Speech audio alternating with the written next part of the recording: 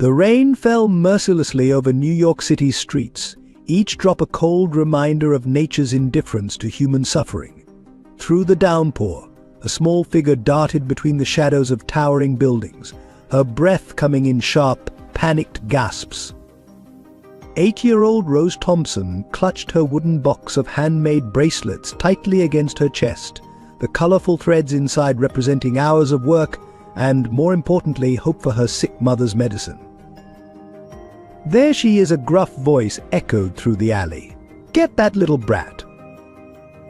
Rose's heart pounded against her ribs as she ran faster, her worn sneakers splashing through puddles. 2 men were chasing her, local thugs who demanded protection money from street vendors. They had already broken her friend Tommy's tin can collection yesterday. Now they wanted her week's earnings, the money she desperately needed for her mother's prescription. "Please," she whispered to herself, "please help me." The bright lights of City Sanctuary restaurant suddenly pierced through the rain ahead. Rose had always admired the elegant building from afar, watching well-dressed people enter and exit, wondering what it would be like to eat there. Now its warm glow seemed like a beacon of hope. Without thinking, she darted toward the entrance. Inside, Ronald Clark was doing his final inspection of the dining room, something he did every evening before the dinner rush. At 42, he had built City Sanctuary from nothing into one of New York's most respected establishments. Every detail mattered, from the crystal glasses that caught the light just so, to the fresh flowers that adorned each table with quiet elegance. The commotion at the entrance shattered his concentration. A small, drenched figure burst through the doors, trailing water across his immaculate floor. Before he could react, 2 men appeared at the entrance, their intentions clear in their predatory stance. "Come here, you little thief," one of them snarled, taking a step inside. Ronald's eyes met Rose's, and in that fraction of a second, something profound passed between them. In her terrified gaze, he saw himself a scared child running from his father's drunken rage decades ago. In his composed stance, she saw protection she desperately needed. "Gentlemen," Ronald's voice cut through the tension like a steel blade, "I suggest you leave. Now." "This ain't your business." Fancy man, the taller thug spat. "That girl owes us money." Ronald stepped forward, his 6'2" frame suddenly imposing. 20 years ago, he had learned to fight in these same streets. "Everything that happens in my restaurant is my business." His hand reached for the phone. "Shall I call the police, or will you be leaving on your own?" The men hesitated, then backed away, but not before the shorter one pointed at Rose. "This ain't over, girl. We know where you sell your junk." When they were gone, Ronald turned to the trembling child standing in a growing puddle on his imported marble floor. Her dark hair was plastered to her face, and her clothes, clearly second-hand, were soaked through. But it was her eyes that caught his attention. Despite her fear, they held a fierce determination. "Thank you, sir," she managed, her voice barely a whisper. "I'm sorry about your floor. I'll clean it up." She looked down at her box of bracelets, now wet but thankfully intact. "Or I can pay for it. These are worth something, I promise." Ronald knelt down to her level, maintaining a careful distance. "What's your name, sweetheart?" "Rose. Rose Thompson." "Well, Rose Thompson, I think what we need right now is to get you warm and dry. Then maybe you can tell me why those men were chasing you." He gestured to a quiet corner of the restaurant. "How about some hot chocolate?" Rose hesitated, years of street-learned caution warring with desperate need. "My mom. She's sick. I need to get back to her. She'll worry." "We'll call her," Ronald assured her. "Let her know you're safe." As he led Rose to a secluded booth, Ronald couldn't shake the feeling that this moment was significant, a turning point not just for this child, but for him as well. He didn't know yet that Rose's mother was Carolyn Thompson, once a celebrated chef who had saved his own life decades ago.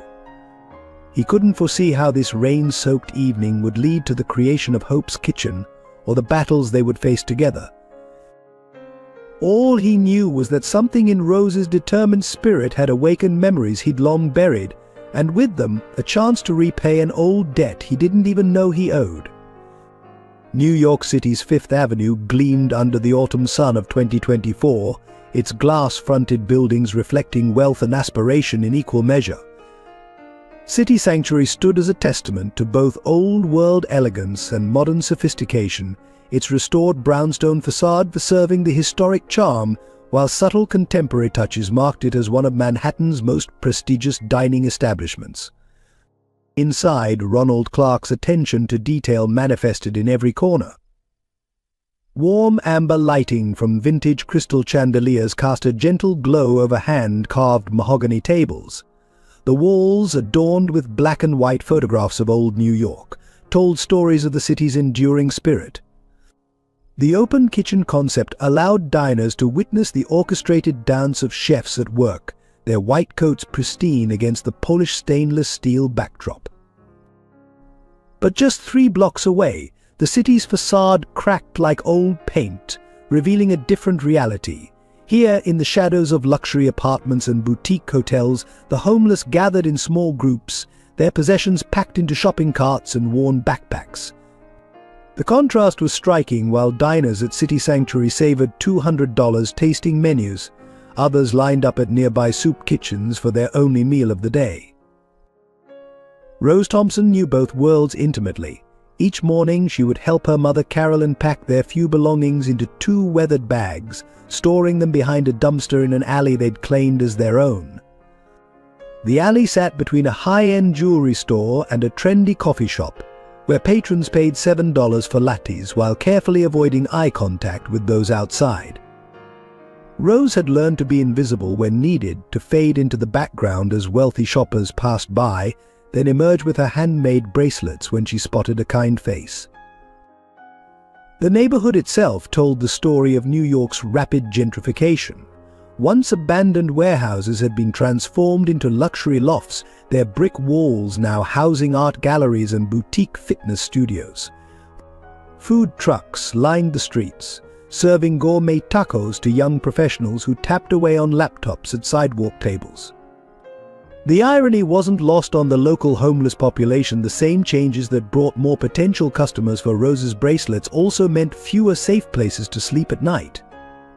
City Sanctuary occupied the ground floor of the historic Wellington building, its upper floors housing exclusive law firms and financial consultancies. The restaurant's entrance featured an ornate revolving door, its brass fixtures polished daily to a mirror shine. A small army of staff arrived each morning at 5 a.m., accepting deliveries from local farmers and artisanal suppliers. The sidewalk outside was steam-cleaned every dawn, erasing any evidence of the city's harsher realities before the first breakfast patrons arrived. Inside the kitchen, state-of-the-art equipment stood alongside traditional copper pots and well-seasoned cast-iron pans. Ronald believed in blending the old with the new, just as he balanced classical French techniques with contemporary American cuisine. The wine cellar, temperature-controlled and biometrically secured, housed bottles worth more than what many families earned in a year. Yet Ronald kept a simple coffee station in the back alley, offering free hot drinks to anyone in need, a small gesture of remembrance for his own past. The neighborhood's transformation was evident in its sounds and smells. The aroma of artisanal bread from high-end bakeries mingled with exhaust fumes from delivery trucks. Jazz music drifted from upscale wine bars while street musicians played for spare change on corners. Construction crews worked endlessly, converting old buildings into luxury spaces, their jackhammers providing a constant reminder of change. For Carolyn and Rose, home was a changing concept. On good nights, they found shelter in a church basement run by Sister Margaret, a tough, loving nun who bent rules to help families stay together. Other nights, they huddled in doorways or under bridge overpasses, Carolyn wrapping her thin jacket around Rose as protection against both cold and prying eyes. They had their favorite spots: the public library's reading room for warm afternoons, the 24-hour diner, where kind-hearted servers sometimes slipped them leftover pie, the park bench with the best view of street performers. The The city's economic disparity played out in daily scenes. Business executives in tailored suits walked past veterans holding cardboard signs. Tourists snapped photos of street art, while carefully cropping out the homeless people sleeping beneath it. Luxury car services idled outside restaurants while exhausted delivery workers pedaled past on electric bikes, racing against algorithm-driven timers. City Sanctuary's immediate neighborhood had become a microcosm of urban inequality. The restaurant's block featured 3 Michelin-starred establishments, 2 designer boutiques, and a private members club. Yet in the early morning hours, before the street cleaners made their rounds, the doorways filled with people seeking shelter, their presence an uncomfortable reminder of the city's failures. Ronald observed these contrasts from his office window each morning. His view encompassed both the sleek high-rises of the financial district and the struggling community centers trying to serve those left behind. He had installed heated sidewalk grates outside his restaurant officially to prevent ice in winter, but primarily to provide warm spots for those with nowhere else to go. Small gestures, he knew, against overwhelming need. The city's pulse beat differently at various hours. Dawn brought the first wave of delivery workers and early shift employees. Morning rush hour filled sidewalks with professionals clutching expensive coffee. Tourists dominated midday, followed by the after-work crowd seeking happy hour specials. Late nights belonged to the young party seekers, and finally to those who had nowhere else to go. Weather shaped the landscape differently for different social classes. Rain sent some people diving into Ubers while others huddled under scaffolding. Summer heat drove the wealthy into air-conditioned shops, while leaving others to seek shade in public parks. Winter posed the greatest challenges, turning the city into an obstacle course of survival for its homeless population. This was the New York that Rose navigated daily, learning its rhythms and unwritten rules. She knew which coffee shops would let her use the bathroom without buying anything. She recognized the security guards who would look the other way while she sold her bracelets, and those who would chase her away. She understood the complex social hierarchy of the streets, which corners belonged to which vendors, which blocks were controlled by which groups. It was in this complex urban ecosystem that City Sanctuary had flourished, its success built on Ronald's ability to create an oasis of calm amid the city's chaos. Yet as he watched Rose that first night, soaked and shivering in his immaculate dining room, the carefully maintained barriers between these two New Yorks began to blur, setting the stage for changes that would ripple through the community in unexpected ways. The Wellington building itself stood as a monument to the city's evolving identity. Built in the 1920s, its neo-Gothic architecture spoke of old money and tradition, while its recently renovated interior catered to modern tastes. Like many of its neighbors, it straddled 2 eras, 2 economic realities.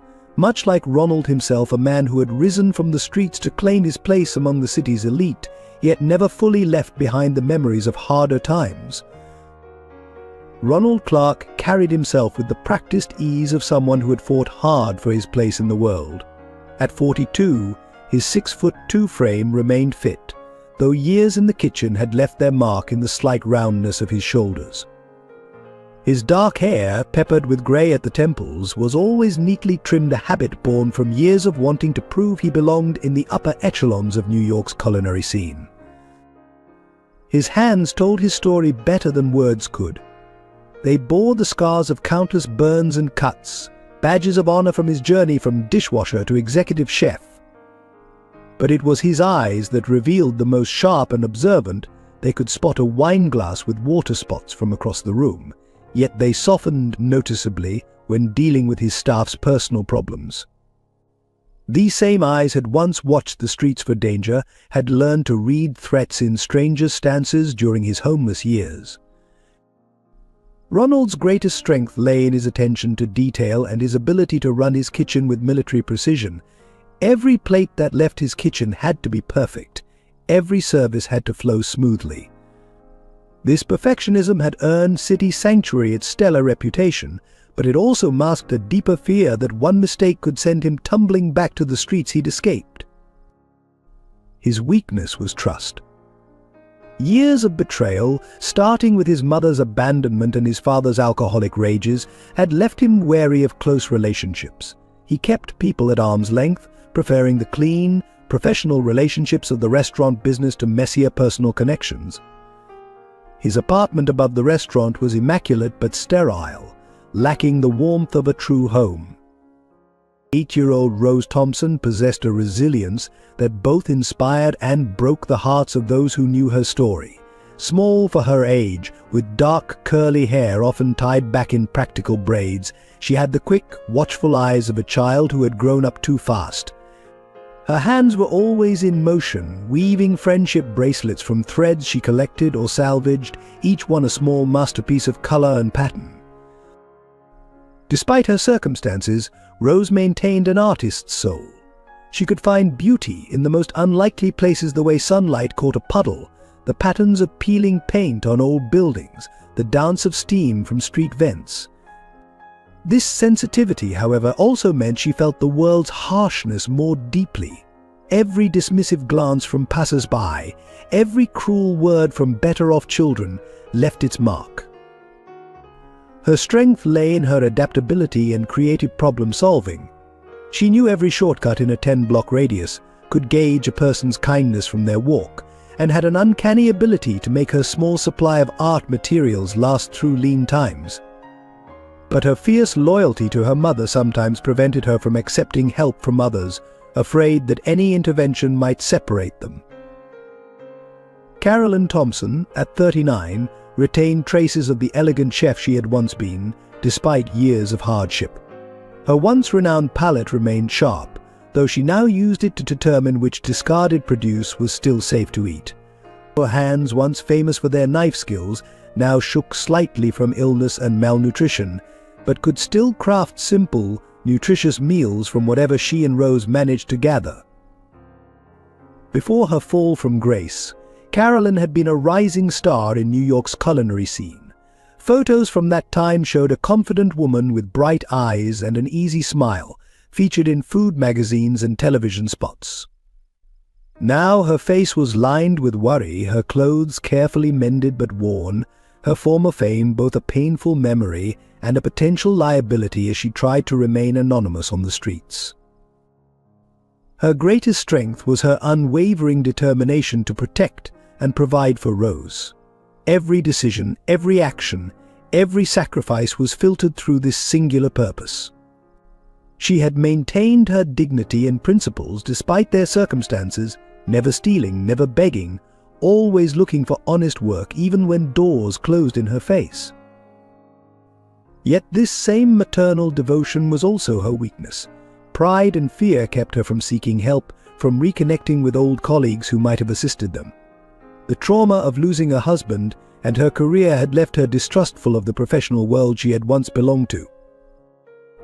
Marcus Stone, owner of the rival restaurant Guilt, represented everything Ronald despised about the industry. At 45, he cultivated a celebrity chef image with his perfectly styled silver hair and carefully curated designer casual wear. His restaurant emphasized style over substance, trends over technique, yet his marketing genius had made it one of the city's hottest spots. Beneath his polished exterior, Marcus harbored a deep resentment towards self-made successes like Ronald. Born into restaurant royalty, he had inherited his first restaurant and bought his way into success. His strength lay in his business acumen and networking skills, but his cooking lacked soul, a fact that food critics had begun to notice.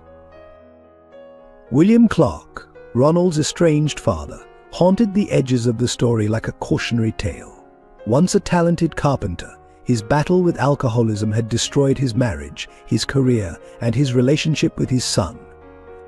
Now 65, he drifted between temporary jobs and short-lived attempts at sobriety, his once powerful frame bent by years of hard living. His hands, when steady, still possessed the skill to create beautiful things from wood, a talent that had helped Ronald secure his first restaurant job years ago. But these moments of clarity were rare, overshadowed by his volatile temper and persistent demons. His love for his son, though genuine, was tangled up with jealousy over Ronald's success and shame over his own failures. The restaurant staff formed a crucial supporting cast. There was David, the head waiter, whose military background aligned perfectly with Ronald's need for precision. Maria, the pastry chef who had started as a dishwasher like Ronald, her elaborate desserts now featured in food magazines. And James, the elderly sommelier who had taken a chance on hiring a young, rough-around-the-edges Ronald 20 years ago. Each character carried their own hopes, fears, and secrets, creating a complex web of relationships that would be tested as the story unfolded. Their individual strengths and weaknesses would play crucial roles in the challenges ahead, particularly as the lines between professional and personal relationships began to blur. The bond between Rose and Carolyn Thompson transcended typical mother-daughter relationships, forged in the crucible of survival on New York's unforgiving streets. Each morning began with their ritual, Carolyn braiding Rose's hair with careful fingers, using these quiet moments to check her daughter's health and spirits. They communicated in subtle gestures and half-finished sentences, having learned that privacy was a luxury rarely afforded to the homeless. Their survival strategy operated like a well-rehearsed dance. While Carolyn searched for temporary work in restaurant kitchens, careful to avoid establishments that might recognize her, Rose sold her handmade bracelets from carefully chosen spots near tourist attractions. They met for lunch in different public places each day, a necessary precaution against local gangs who demanded protection money from regular vendors. Each evening they would pool their earnings, Carolyn's face tight with controlled emotion as she counted out coins and crumpled bills. Rose always insisted her mother eat first, while Carolyn consistently arranged for Rose to have the larger portion. These small battles of love played out daily, each trying to protect the other, neither willing to put themselves first. Within City Sanctuary's walls, Ronald Clark had cultivated a different kind of family. His relationship with his staff was built on a foundation of mutual respect and shared dedication to excellence. He demanded perfection but led by example, often working longer hours than anyone else. His employees knew of his journey from homelessness to success, though he rarely spoke of it directly. This unspoken understanding created a culture where second chances were given and personal struggles were met with discretion and support. David Chen, the head waiter, had become Ronald's right hand through their shared military precision approach to service. Their communication often consisted of mere glances and subtle gestures during service, a shorthand developed over years of working together. David understood that Ronald's exacting standards weren't about control but about creating stability, something they both craved after turbulent pasts. Maria Suarez, the pastry chef, held a unique position in the restaurant's hierarchy. Ronald had recognized her raw talent when she was still washing dishes, much as someone had once seen potential in him. Their relationship was marked by professional respect and a careful mentorship, though Ronald maintained the emotional distance he kept with everyone. Maria's creative freedom in the pastry kitchen was both a sign of trust and a testing ground for Ronald's ability to relinquish control. The relationship between Ronald and Marcus Stone, owner of the competing restaurant guild, simmered with professional rivalry and personal antagonism. Their establishments sat 4 blocks apart, engaged in an unspoken competition that played out in reviews, reservations, and staff recruitment. Marcus's inherited success stood in sharp contrast to Ronald's self-made story, creating a tension that rippled through New York's restaurant community. The local community's relationship with City Sanctuary was complex and often contradictory. Wealthy regulars praised its exclusive atmosphere while complaining about the homeless population in the neighborhood. Small business owners appreciated the restaurant's presence for raising property values, but resented the increased rents that came with gentrification.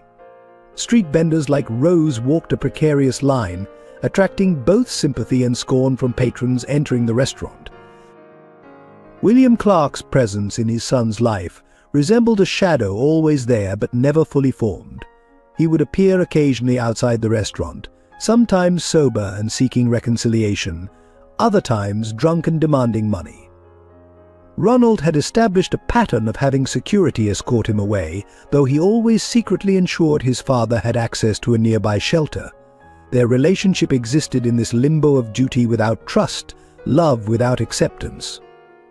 Sister Margaret, who ran the church shelter where Rose and Carolyn sometimes stayed, served as a bridge between the neighborhood's disparate communities.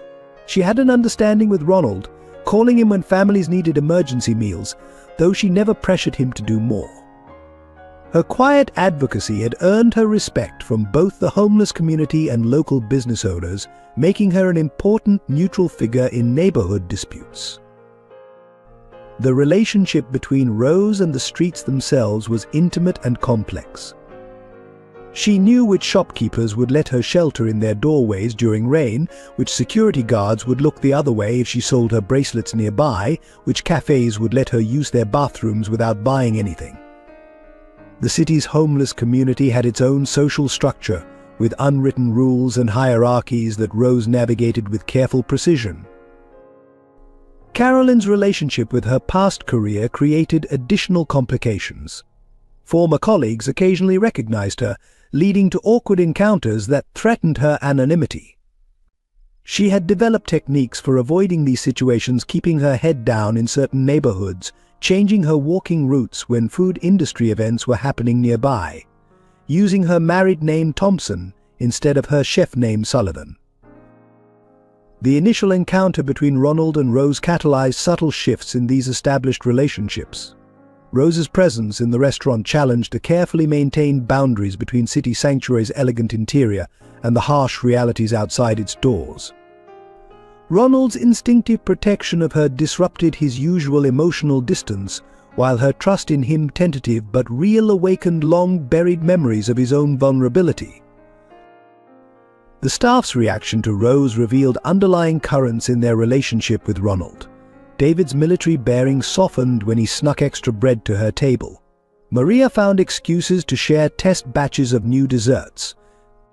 Even James, the usually reserved sommelier, began keeping a stock of hot chocolate for her visits. Their boss's obvious concern for the child gave them permission to express their own compassion more openly. These initial relationships formed the foundation for the deeper connections and conflicts that would develop as their stories intertwined. Each character's response to Rose and Carolyn's presence would test existing loyalties, challenge established boundaries, and ultimately force them to confront their own prejudices and fears. The evening that changed everything at City Sanctuary began like any other. The dining room hummed with the sophisticated murmur of conversation, wine glasses clinked delicately, and the kitchen operated with its usual precision. Ronald Clark stood at his customary post near the kitchen entrance, observing the choreographed dance of servers and sommeliers with practiced attention. Marcus Stone's arrival was announced by the maitre d' with a subtle hand signal, their warning system for VIP guests or potential complications. The rival restaurateur swept in with his usual entourage, his carefully styled silver hair and designer suit a stark contrast to Ronald's practical chef's whites. As protocol demanded, Ronald moved to greet him, their handshake a brief performance of professional courtesy. Ronald, Marcus drawled, his smile not reaching his eyes, thought I'd see how the competition is doing. Though I must say, the neighborhood seems to be going downhill. His gaze flickered to where Rose sat quietly in her corner booth, working on her bracelets while waiting for her mother's shift to end. Carolyn had recently started washing dishes part-time, though few knew her true identity. Ronald's response was measured, years of kitchen discipline keeping his tone even. We maintain our standards regardless of external circumstances, Marcus. Your usual table is ready, if you'd like to be seated. The evening might have proceeded without incident if Carolyn hadn't emerged from the kitchen at that precise moment, carrying a stack of clean plates. Her hands were red from hot water, her grey-streaked hair tucked beneath a practical cap, but there was no disguising the elegant bone structure and precise movements that had once made her a celebrated figure in New York's culinary scene. Marcus's recognition was instant. His eyes widened, then narrowed with calculated interest. Well, he said, voice carrying just far enough to draw attention from nearby tables. If it isn't Carolyn Sullivan herself. Last time I saw you, you were accepting the Rising Star Chef Award. Quite a change of venue, wouldn't you say? The stack of plates trembled slightly in Carolyn's hands, but her voice remained steady. It's Thompson now, and I prefer dishwashing to unemployment. The dining room had grown quieter, the well-heeled patrons suddenly very interested in the drama unfolding before them.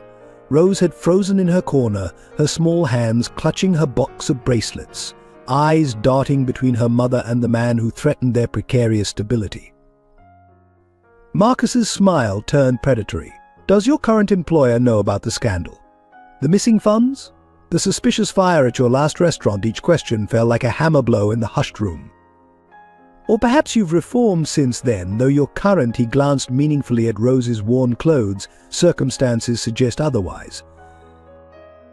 Ronald stepped forward, his imposing frame blocking Marcus's line of sight to Carolyn. That's enough, Marcus, whatever you think you know. Oh, I know quite a bit, Marcus interrupted smoothly. In fact, I think the health department would be very interested to learn that you're employing someone with such a colorful past in food service, not to mention the media. Prestigious city Sanctuary Harbor's disgraced chef, imagine the headlines. The threat hung in the air like smoke. Several diners were already discreetly photographing the scene with their phones, no doubt sharing the gossip on social media. Ronald could practically see his restaurant's carefully cultivated reputation crumbling before his eyes. Mr. Stone Rose's clear voice cut through the tension. She had moved to stand beside her mother, small but unbowed. My mother is a good person. She didn't do anything wrong. Marcus's laugh was gentle but cruel. Sweet child, the adults are talking. Though I must say, Ronald, having homeless children in your dining room, that's hardly up to your usual standards. Before Ronald could respond, several things happened at once. A wine glass shattered somewhere in the room. David appeared silently at Ronald's elbow, phone in hand, showing rapidly multiplying social media posts about the confrontation. And William Clark, Ronald's father, chose that moment to stumble through the front door, visibly intoxicated. Ronnie Williams' voice boomed across the room. Your old man needs a favor. He swayed dangerously, knocking into a busboy's tray. The chaos that ensued provided cover for Carolyn to slip back into the kitchen, pulling Rose with her, but the damage was done. Marcus stood in the center of the dining room, surveying the scene with satisfied malice, like a man who had just played a winning hand. Well, he said, adjusting his cuffs with exaggerated care, I seem to have lost my appetite. But don't worry, Ronald. I'm sure we'll be seeing much more of each other very soon. He turned to leave, then paused. Oh, and Carolyn, do give my regards to the health department investigators. I hear they're very thorough these days. The evening service never really recovered, though Ronald's staff worked with professional efficiency to restore order, escorting William out, cleaning up broken glass, soothing disturbed patrons with complimentary wine. The damage was spreading through social media like wildfire. By closing time, food blogs were already running stories about the confrontation, each version more sensational than the last. In his office after service, Ronald stared at his computer screen, watching his restaurant's review ratings drop in real time as the story spread. Carolyn stood before his desk, her posture straight despite her exhaustion, while Rose dozed in a chair by the door. Everything they said about me was a lie, Carolyn said quietly. But proving it would mean lawyers, publicity, money, things I don't have. I'll understand if you want us to leave. Ronald's response would set in motion events that would change all their lives, though he couldn't know it then. His decision in that moment would test his loyalty, challenge his prejudices, and ultimately force him to confront his own past in ways he never expected. The night after Marcus Stone's dramatic appearance at City Sanctuary, Ronald Clark found himself unable to sleep, pacing his apartment above the restaurant. The city lights cast long shadows across his immaculate floors as he wrestled with conflicting instincts. His business sense screamed at him to distance himself from Carolyn and Rose, to protect the enterprise he'd built from nothing. Yet every time he resolved to do so, he saw Rose's determined face as she defended her mother, and something deep within him fractured. In his office, reservation cancellations accumulated in his inbox like falling leaves. Each ping of his phone represented another lost customer, another crack in his carefully constructed world. Ronald's hands shook slightly as he poured himself a glass of water, remembering how those same hands had once rifled through dumpsters for food. Success had always felt precarious to him, a house of cards that could collapse at any moment. "You can't save everyone," he whispered to his reflection in the window, words his first mentor had told him years ago. But the reflection that stared back reminded him of another truth someone had once saved him when they didn't have to. Several floors below, in the restaurant's storage room where Carolyn and Rose had been sleeping on a makeshift bed of tablecloths, another battle raged. Carolyn lay awake, listening to her daughter's steady breathing, each inhale carrying the weight of maternal guilt. She had tried so hard to protect Rose from the consequences of her past, but now those very efforts threatened to destroy the fragile stability they'd found at City Sanctuary. Her mind raced through possibilities, each more desperate than the last. They could leave the city, start fresh somewhere else. But Rose had just started attending the local school, had finally begun to make friends. The thought of uprooting her again made Carolyn's heart ache. Perhaps she could find work at another restaurant under a different name, but Marcus's influence in the industry was far-reaching. Memories of her previous life tormented her: the prestigious awards, the television appearances, the restaurant she'd almost opened before everything fell apart. She had never told Rose the full story of how they'd ended up on the streets, trying to protect her daughter from the bitter knowledge of human betrayal. Now that protection seemed like another failure. Rose, though appearing to sleep, was lost in her own turmoil. Her young mind grappled with adult concerns, trying to understand why people who ate food for the price of a week's worth of her bracelets would judge her mother so harshly. She had always been proud of her mother's cooking, even when their meals came from discarded grocery store produce. The idea that others saw shame where she saw strength confused and angered her. In his luxury apartment across town, Marcus Stone savored his victory like a fine wine, yet something nagged at him. The look in Rose's eyes when she defended her mother had stirred uncomfortable memories of his own childhood, of watching his father destroy competing restaurants through similar tactics. He pushed the thought away, focusing instead on drafting a press release that would further damage City Sanctuary's reputation. David Chen, the head waiter, sat in his small Queens apartment reviewing the evening's events with military precision. His loyalty to Ronald warred with his growing attachment to Rose, who reminded him of his own daughter, lost to cancer years ago. The restaurant's success had given him purpose after leaving the service, but now he questioned whether success at the cost of compassion was victory at all. Maria Suarez, the pastry chef, worked through her anxiety the only way she knew how: by baking, the kitchen filled with the smell of cookies as she struggled with her own past experiences of poverty and discrimination.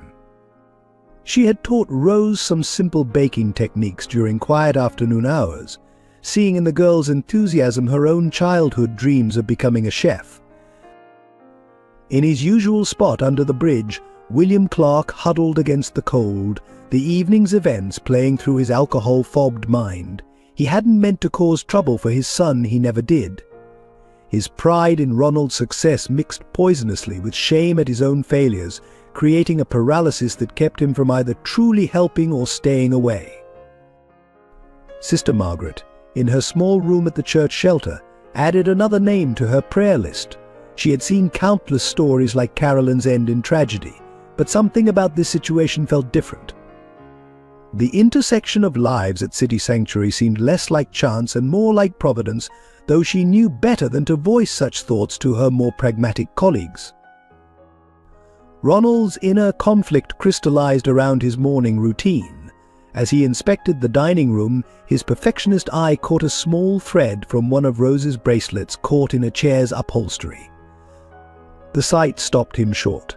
This simple piece of colored string represented everything he'd worked to keep separate: the street life he'd escaped, the polished world he'd built, the walls he'd erected between past and present. Carolyn's professional instincts surfaced despite her best efforts to suppress them.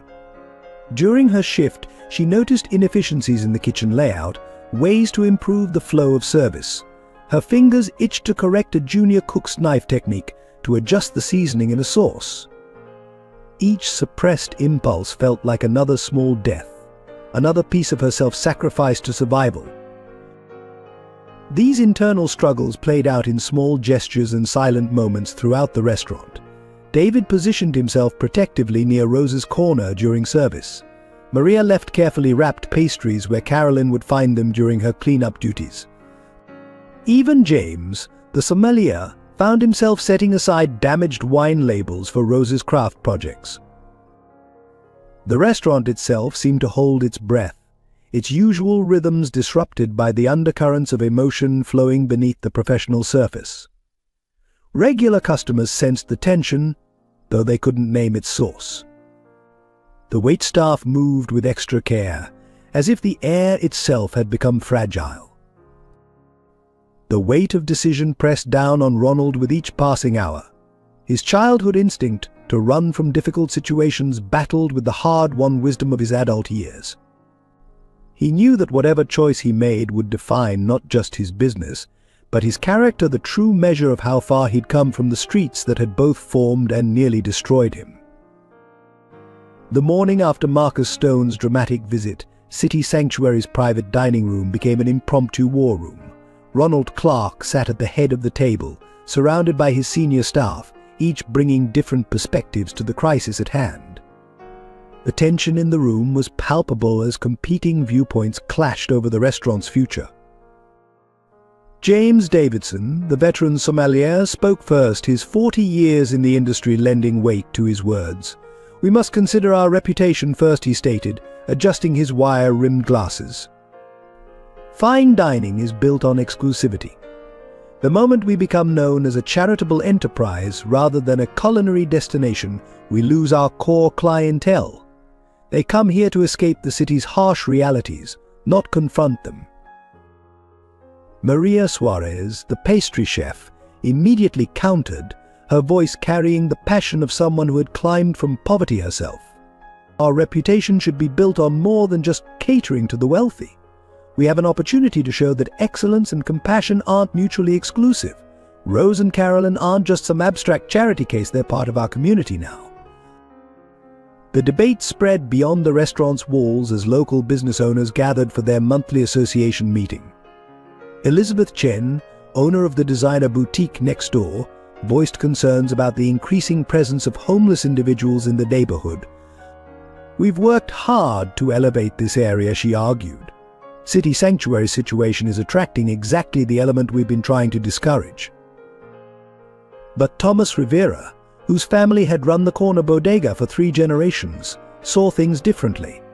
This neighborhood was built by people helping each other, he reminded the group. "Now that we've found success, we want to pretend we never struggled." Ronald Clark came from the streets himself. "We celebrated that story until it became inconvenient." Within the kitchen, the line cooks and dishwashers had their own heated discussions during prep time. Many came from challenging backgrounds themselves and saw Carolyn's presence as a reminder of how precarious success could be. Others worried that associating with her would jeopardize their own positions if City Sanctuary's reputation suffered. The regular customers were divided as well. Some longtime patrons wrote passionate emails supporting Ronald's compassionate approach, seeing it as a refreshing change in an often cold-hearted industry. Others threatened to cancel their standing reservations, citing concerns about the restaurant's changing atmosphere and clientele. Marcus Stone seized upon these divisions, carefully feeding quotes to sympathetic food critics. "Fine dining isn't about charity," he told the influential Food Wine blog. "It's about maintaining standards. The moment you compromise those standards for emotional reasons, you've lost what makes the experience special." Ronald found himself caught between his board of investors who demanded immediate action to protect their interests and his own staff, who had formed protective bonds with Rose and Carolyn. The investors spoke the language of numbers and risk management, presenting charts showing the potential financial impact of negative publicity. Sister Margaret offered a different perspective when Ronald sought her counsel. "Sometimes the most valuable things in life don't show up on a balance sheet," she said quietly. "You've built a successful restaurant, Ronald, but what kind of legacy do you want to leave? Numbers in a bank account, or lives changed for the better?" The local media picked up the story, framing it as a battle between old and new New York. Some portrayed Ronald as a sellout who had forgotten his roots, while others praised him for maintaining his connection to the community. Food blogs debated whether fine dining could coexist with social responsibility, turning City Sanctuary into a symbol for larger cultural conflicts. Even the restaurant suppliers took sides. Some high-end vendors expressed concerns about being associated with controversy, while others offered additional support. The organic farmer who supplied City Sanctuary's produce quietly increased his deliveries, ensuring there would be extra food available for those in need. The legal perspective came from Patricia Wong, the restaurant's attorney, who laid out the potential risks and liabilities. While there's no law against helping people, she explained, we need to consider the regulatory implications. Health department standards, labor laws, insurance requirements, everything becomes more complicated when you blur the lines between business and charity. Young entrepreneurs in the industry watched the situation with interest, debating whether Ronald's actions represented an outdated sense of personal obligation or a new model of socially conscious business. Some saw opportunity in the crisis, positioning their own establishments as either more exclusive or more community-oriented in response. Social media amplified these divisions, with hashtags supporting both sides trending locally. Food influencers posted long threads analyzing the situation, their followers dividing into passionate camps. The conversation expanded beyond City Sanctuary to touch on broader issues of gentrification, social responsibility, and the role of businesses in community welfare. Rose, wise beyond her years, observed these conflicts with a child's clarity. "Why do grown-ups make everything so complicated?" she asked Ronald one evening. "You either help people or you don't.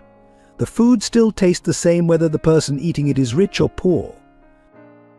Carolyn's former colleagues in the industry debated her situation in private message groups. Some shared stories of her past generosity, times she had helped others in the industry. Others questioned whether her presence would taint the profession's reputation. The divide often fell along generational lines, with younger chefs more likely to support her. These opposing viewpoints created an atmosphere of uncertainty within City Sanctuary. Each interaction seemed charged with deeper meaning, each decision scrutinized for its broader implications. The restaurant teetered between worlds, between exclusivity and accessibility, tradition and change, profit and purpose. In the weeks following the confrontation with Marcus Stone, subtle changes began to manifest in the dynamics at City Sanctuary. Ronald Clark found himself spending more time in the kitchen during off hours when Carolyn worked her cleaning shift. At first, their interactions were purely professional, brief exchanges about cleaning supplies and schedules, but gradually their shared understanding of kitchen dynamics created a quiet rapport. One evening, as Carolyn efficiently reorganized the storage shelves, Ronald noticed her methodical approach mirrored his own. "You've improved our inventory system," he observed, studying the newly arranged space. The rotation makes more sense now." Carolyn paused, her hands hovering over a box of specialty ingredients. "Old habits," she replied softly. When you've run a 3-star kitchen, efficiency becomes second nature. It was the first time she'd openly referenced her past, and the moment hung between them like delicate crystal. During these quiet hours, Ronald began to recognize the chef's instincts that still guided Carolyn's movements. She unconsciously adjusted misaligned pot handles, squared away cutting boards with precision, and maintained the kind of spotless workspace that spoke of years of professional discipline. These small gestures revealed more about her character than any resume could. Rose, meanwhile, had carved out her own unique place in the restaurant's ecosystem. Between homework sessions in her corner booth, she began creating custom friendship bracelets for the staff. Each design reflected its recipient: bold patterns for Maria, military precision for David, elegant simplicity for James. These small gifts, crafted with careful attention to individual personalities, demonstrated an emotional intelligence that belied her years. The young girl's presence had an unexpected effect on Ronald's interaction with his staff. He found himself softening his typically rigid management style, allowing small personal touches that would have previously seemed unprofessional. When Maria started teaching Rose basic pastry techniques during slow afternoons, Ronald not only permitted it but occasionally joined these impromptu lessons. Through these teaching sessions, Maria's own character developed new dimensions. Her passion for pastry became intertwined with a maternal instinct she hadn't known she possessed. She began creating simpler versions of complex desserts, finding joy in Rose's delight at mastering basic techniques. Sometimes the simplest things are the most satisfying, she told Ronald, watching Rose pipe her first perfect rosette. David's military background revealed surprising depths as he appointed himself Rose's unofficial protector. His typically stern demeanor softened when she was nearby, though his vigilance never wavered. He developed a routine of scanning the street before Rose left each evening, his training repurposed for this small but crucial mission. In the service, we protected whole villages, he explained to Ronald during a quiet moment. Sometimes it was just about making one person feel safe. It changes everything, having someone to protect. Carolyn's character emerged most clearly in the small hours of the morning, when she thought no one was watching. Ronald, arriving early one day, found her teaching Rose multiplication tables using dinner rolls, combining education with practicality in a way that spoke volumes about her priorities as a mother. The relationship between Ronald and Rose evolved through subtle interactions. He began leaving business magazines in her corner booth, having noticed her interest in numbers. She, in turn, started creating elaborate systems for organizing the magazines, revealing an innate talent for structure that matched his own. One rainy afternoon, Ronald found Rose staring intently at the restaurant's accounting books he'd left open on his desk. Instead of closing them, he pulled up a chair. "Would you like to learn how a restaurant works?" he asked. Her eager nod launched a series of informal business lessons that became a daily ritual. The deepening of characters extended to the restaurant's peripheral figures. James, the sommelier, revealed an unexpected artistic streak when he began collecting wine labels for Rose's craft projects. His carefully curated selection showed both his refined taste and a growing investment in the girl's creative development. Even Marcus Stone's character gained complexity through his continued opposition. His weekly inspections of City Sanctuary, meant to intimidate, revealed a deep-seated insecurity about his own inherited success. His pointed comments about Carolyn's fall from grace masked a fear of similar failure, though few recognized this motivation behind his cruelty. William Clark's appearances became more frequent, though he maintained his distance. He would stand across the street, watching the restaurant's operations through the large windows. Sometimes Rose would wave to him, and his gruff acknowledgement revealed hints of the father he might have been under different circumstances. Sister Margaret's role evolved beyond that of mere shelter provider. Her periodic visits to check on Carolyn and Rose became opportunities for quiet counsel with Ronald. Her practical wisdom, shaped by years of working with both the privileged and the desperate, helped bridge the growing divide between City Sanctuary's various factions. Through these interactions, the characters' depths emerged not in dramatic revelations but in small, quiet moments. A shared laugh over a cooking mishap, a silent understanding during a difficult service, a gentle correction of a technique. Each interaction added layers to their developing relationships. The restaurant itself seemed to absorb these changes, its atmosphere shifting subtly as the characters within its walls grew and evolved. The elegant dining room maintained its sophisticated ambience, but now it held stories within its walls, stories of growth, connection, and unexpected kinship. The emotional complexities at City Sanctuary began to surface during a particularly busy Friday evening service. The dining room buzzed with its usual elegant energy, but beneath the polished surface, tensions simmered. Rose sat at her usual corner booth, attempting to complete her mathematics homework while simultaneously watching her mother navigate the delicate dance of being both invisible and indispensable in the kitchen. Ronald observed a subtle interaction that crystallized the emotional challenges they faced. A wealthy regular patron, catching sight of Carolyn clearing plates, remarked loudly about the decline in standards. Rose's shoulders stiffened at the comment, her pencil pressing so hard against her paper that the tip broke. The sound of that small snap carried to Ronald's ears like a gunshot. The incident sparked a series of deeper emotional confrontations. That evening, after service, Ronald found Rose alone in the kitchen, attempting to repair her broken pencil with determination that barely masked her hurt. "Why do they look at Mom that way?" she asked, her voice steady but her hands trembling. "She works harder than anyone." Ronald's response required navigating his own emotional minefield. How could he explain social prejudices to a child while managing his own conflicted feelings about maintaining the restaurant's prestigious image?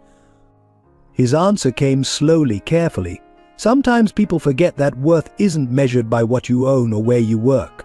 Your mother hasn't forgotten that, and neither should you." Carolyn's emotional struggles manifested in quieter ways. During prep time, she would pause occasionally watching the kitchen staff execute techniques she had once taught in prestigious culinary schools. Her hands would move unconsciously, muscle memory conducting an invisible orchestra of cooking processes she could no longer perform publicly. The weight of her unrealized potential hung heavy in these moments. The situation reached a critical point during a private event for the city's top food critics. As Carolyn efficiently cleared plates from a table of influential reviewers, one of them recognized her. "Carolyn Sullivan. My God, I covered your Rising Star nomination." The critic's voice carried across the room, causing conversations to halt. "What happened to you?" The silence that followed was deafening. Carolyn stood frozen, plates balanced perfectly in her hands, her professional mask threatening to crack. Ronald, observing from across the room, saw something in her expression he recognized from his own past, the particular shame of having one's failures publicly displayed. Maria, witnessing the scene, created an immediate diversion by accidentally dropping a tray of desserts. The resulting commotion allowed Carolyn to slip away, but the emotional impact lingered. Later that night, Ronald found her in the walk-in refrigerator, organizing supplies with mechanical precision, using routine to rebuild her composure. "I used to judge people like me," she admitted quietly, not turning around. "When I had my own kitchen, I looked down on the dishwashers, the cleanup crew. Now I understand their dignity, their strength." Her voice caught. "But sometimes I miss who I was so much it physically hurts." The staff's emotional investment in Rose and Carolyn's situation created its own complications. David struggled with maintaining professional distance while wanting to protect them. During one incident, when a drunk patron made a cruel comment about homeless parasites, David's military bearing barely contained his anger. His hands shook as he politely but firmly escorted the customer out. James, the usually stoic sommelier, faced his own emotional challenge when he discovered Rose using discarded wine crates as makeshift furniture in the storage room where she and Carolyn slept. The sight of the child's attempts to create a semblance of normalcy affected him deeply. He began leaving small gifts: a proper pillow, a reading lamp, each item carefully chosen to respect their dignity, while offering comfort. Ronald's emotional barriers, built over years of protecting himself from his past, began to show cracks. He found himself sharing more of his own story with Rose during their informal business lessons. Teaching her about profit margins led to discussions about value, worth, and the true meaning of wealth. Her innocent questions often struck uncomfortably close to his own unresolved issues. The relationship between Ronald and Carolyn developed additional layers of complexity. Their shared understanding of kitchen hierarchy and restaurant operations created a professional respect that sometimes veered dangerously close to personal connection. During quiet moments after service, their discussions about menu planning and kitchen efficiency would occasionally slip into more personal territory, before both retreated behind their carefully maintained walls. Marcus Stone's continued pressure on the restaurant forced everyone to confront their emotional vulnerabilities. His weekly visits, ostensibly for dinner but actually for surveillance, created a tension that affected the entire staff. Each time he appeared, Ronald watched Rose instinctively move closer to her mother, while Carolyn's posture became more rigid, more defensive. The emotional toll began to show in subtle ways. Maria's pastries became more elaborate, as if she could protect Rose and Carolyn through sheer culinary excellence. David's security rounds became more frequent, his protective instincts heightened by perceived threats. Even the regular customers seemed affected, choosing sides in an unspoken battle between compassion and propriety. The first major confrontation erupted during a quiet Sunday afternoon at City Sanctuary. Ronald had called a staff meeting to discuss the restaurant's direction, but what began as a professional discussion quickly evolved into something more fundamental. The private dining room became an arena for deeper debates about values, identity, and purpose. "We need to decide what kind of establishment we truly are," James began, his voice carrying the weight of his 40 years in fine dining. He stood at one end of the table, wine list clutched in his hands like a shield. "Our reputation for excellence, our Michelin aspirations, these aren't just matters of pride. They represent a commitment to our craft, to elevating the dining experience above everyday concerns." Maria rose from her seat, her pastry-dusted apron a stark contrast to James's formal attire. "And what about our commitment to humanity? To the principles Ronald himself embodied when he started this restaurant?" Her voice trembled with contained emotion. "We named this place Sanctuary for a reason. Or was that just clever branding?" The debate intensified when David, who rarely spoke at meetings, stepped forward. "In the military we had a saying, 'No one gets left behind.' It wasn't just about combat, it was about maintaining our humanity in difficult situations." He looked directly at Ronald. "Sir, your success story inspired many of us to work here. Are we now saying that story is too uncomfortable for our clientele?" The confrontation took an unexpected turn when Carolyn entered to clean the room, not realizing the meeting was still in progress. The sudden silence that fell spoke volumes. She began to retreat, but Ronald made a decision. "Stay," he said. "This concerns you too." Carolyn straightened her shoulders, years of professional pride visible in her posture. "I appreciate everything you've all done," she began carefully. "But I never intended to become a symbol or a cause. My daughter and I can find somewhere else to." "No," Mom Rose's voice cut through the tension. She had slipped in behind her mother, small but determined. "We're not running anymore. Running doesn't solve anything, isn't that what you always tell me?" The confrontation deepened as each staff member began sharing personal stories that had previously gone unspoken. Maria revealed her own childhood in a homeless shelter, describing how a kind restaurant owner had given her mother a job as a dishwasher, changing their lives. James, to everyone's surprise, spoke of his alcoholic brother, currently living on the streets, and his daily struggle with guilt over not doing more to help. The debate evolved into a profound discussion about the nature of excellence itself. Was true excellence measured solely by pristine table settings and perfect plating, or did it encompass a broader vision of what a restaurant could be? The staff found themselves examining their own prejudices and assumptions. A crucial moment came when Rose, who had been quietly observing, spoke up. "Mr. Clark, remember when you taught me about profit margins?" She pulled out one of her handmade bracelets. "You said value isn't just about the cost of materials, it's about what something means to people. Isn't that true for the restaurant too?" Her simple question sparked a more nuanced discussion about the restaurant's identity. Ronald found himself sharing more of his own story, not just the sanitized version that appeared in magazine profiles, but the raw truth of his journey from homelessness to success. He described the moments of kindness that had saved him, the opportunities that had come from people willing to look past his circumstances. The confrontation reached its climax when Marcus Stone arrived unannounced, catching the tail end of the discussion. His practiced sneer faltered slightly as he observed the scene staff and management engaged in an honest dialogue about purpose and values, with Rose and Carolyn fully integrated into the conversation. "How touching," he said, his sarcasm barely masking his discomfort. "A five-star soup kitchen. I'm sure your investors will be thrilled," but for the first time his words seemed to fall flat, failing to intimidate. Ronald rose to face him, his response measured but firm.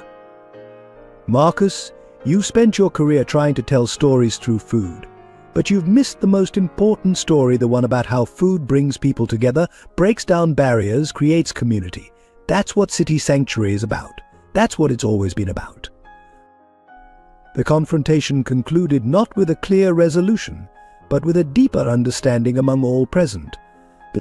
The staff began to see their roles differently, not just as professionals in the hospitality industry, but as participants in a larger narrative about dignity, opportunity, and human connection. The turning point at City Sanctuary arrived on a rain-soaked Tuesday evening, when Marcus Stone orchestrated his most calculated attack yet. He had arranged for a prominent food critic from the New York Times to dine at the restaurant, but this wasn't a standard review. The critic, Eleanor Hayes, was known for her scathing exposes on restaurant industry scandals, and Marcus had supplied her with a carefully curated dossier on Carolyn's past.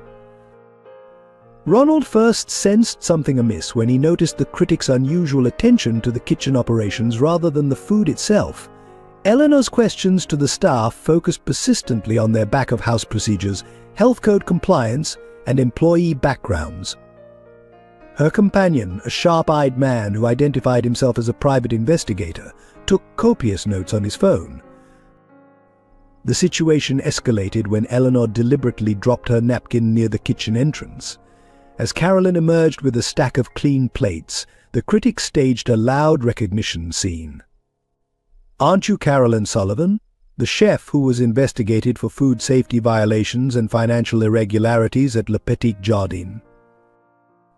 The dining room fell silent.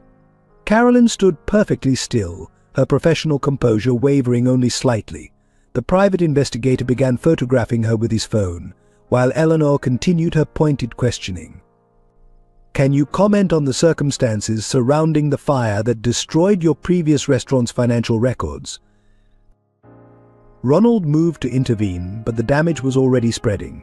Other diners had their phones out, recording the confrontation.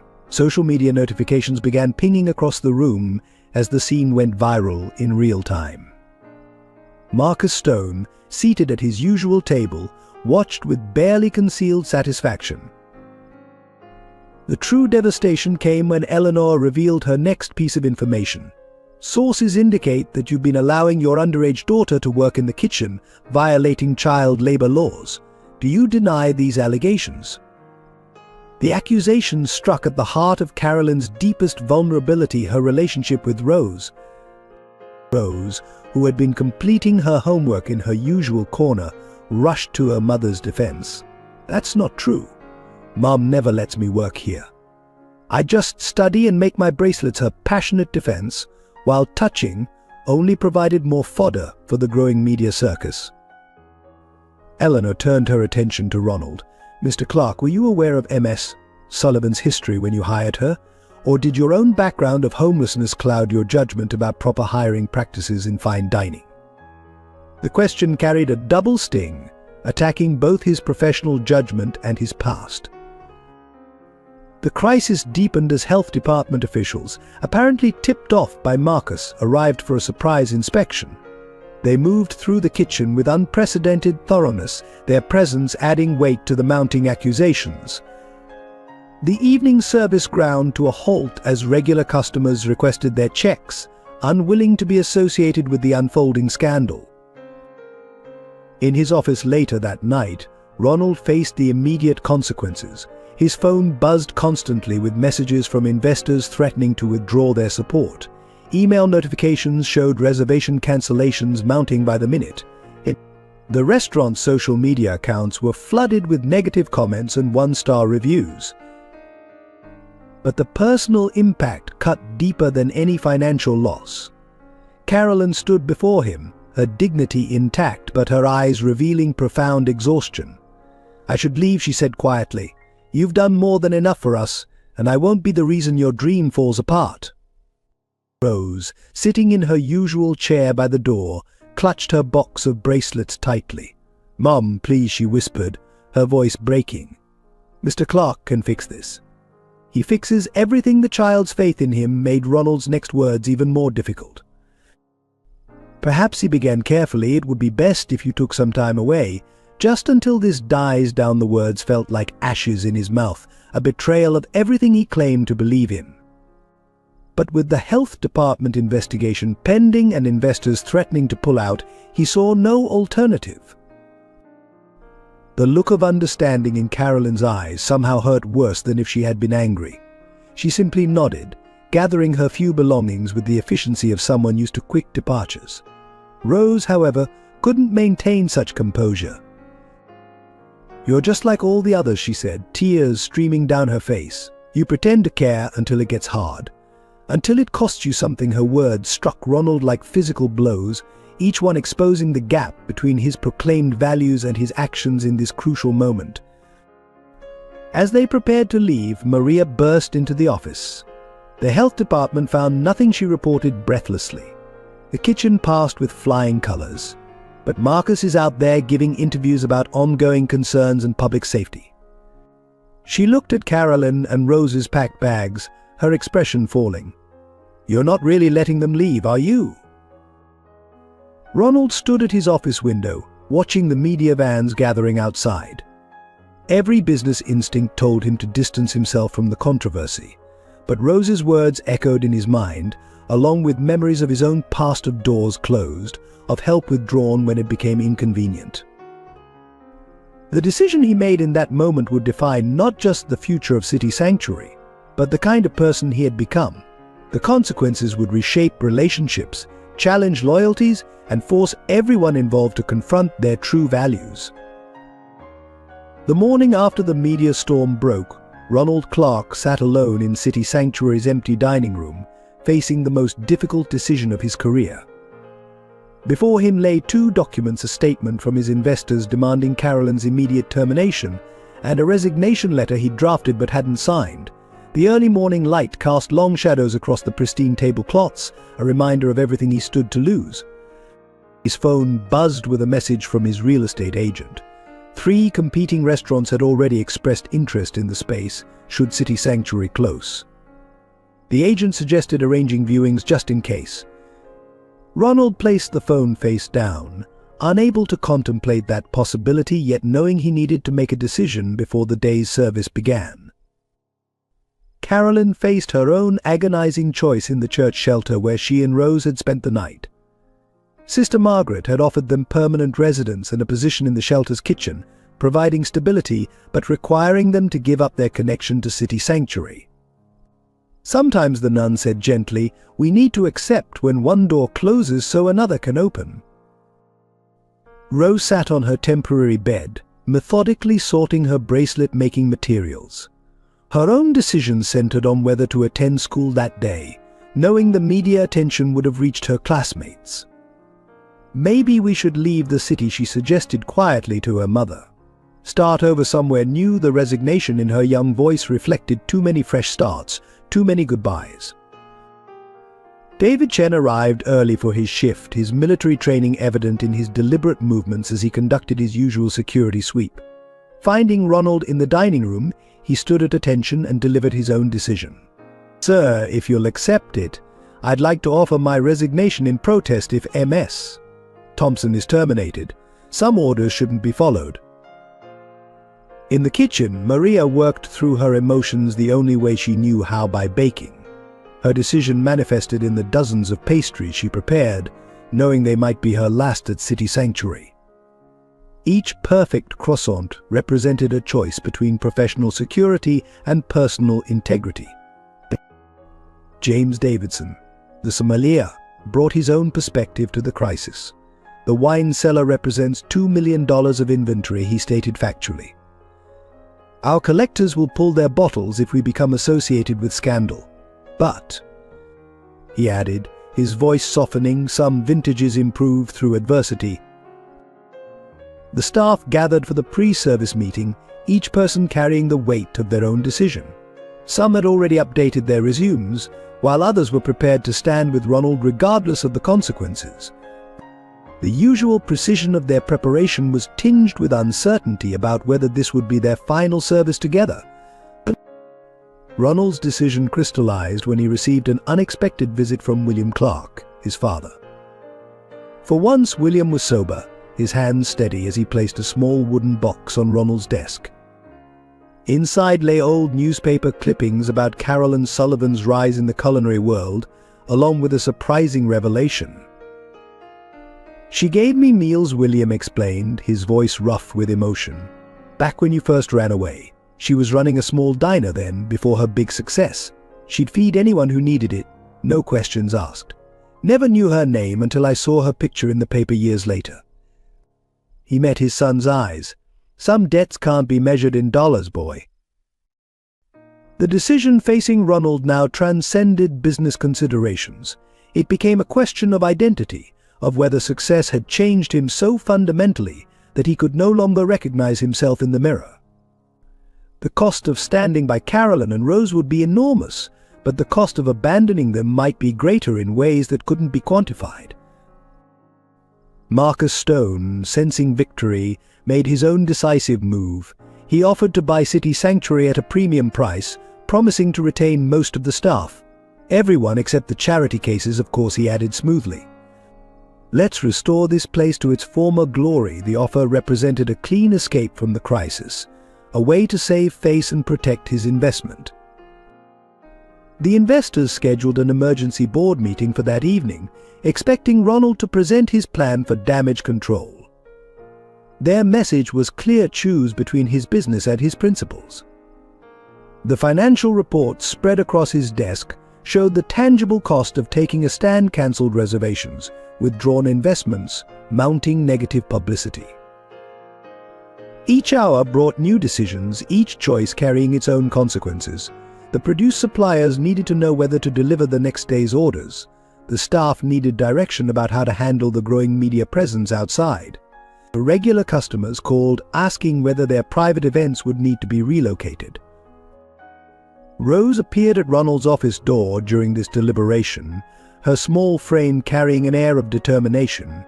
She placed one of her handmade bracelets on his desk, not the simple kind she sold on the street, but an intricate pattern that must have taken hours to create. Mom always says we should repay kindness, she said simply, even when we can't afford anything else.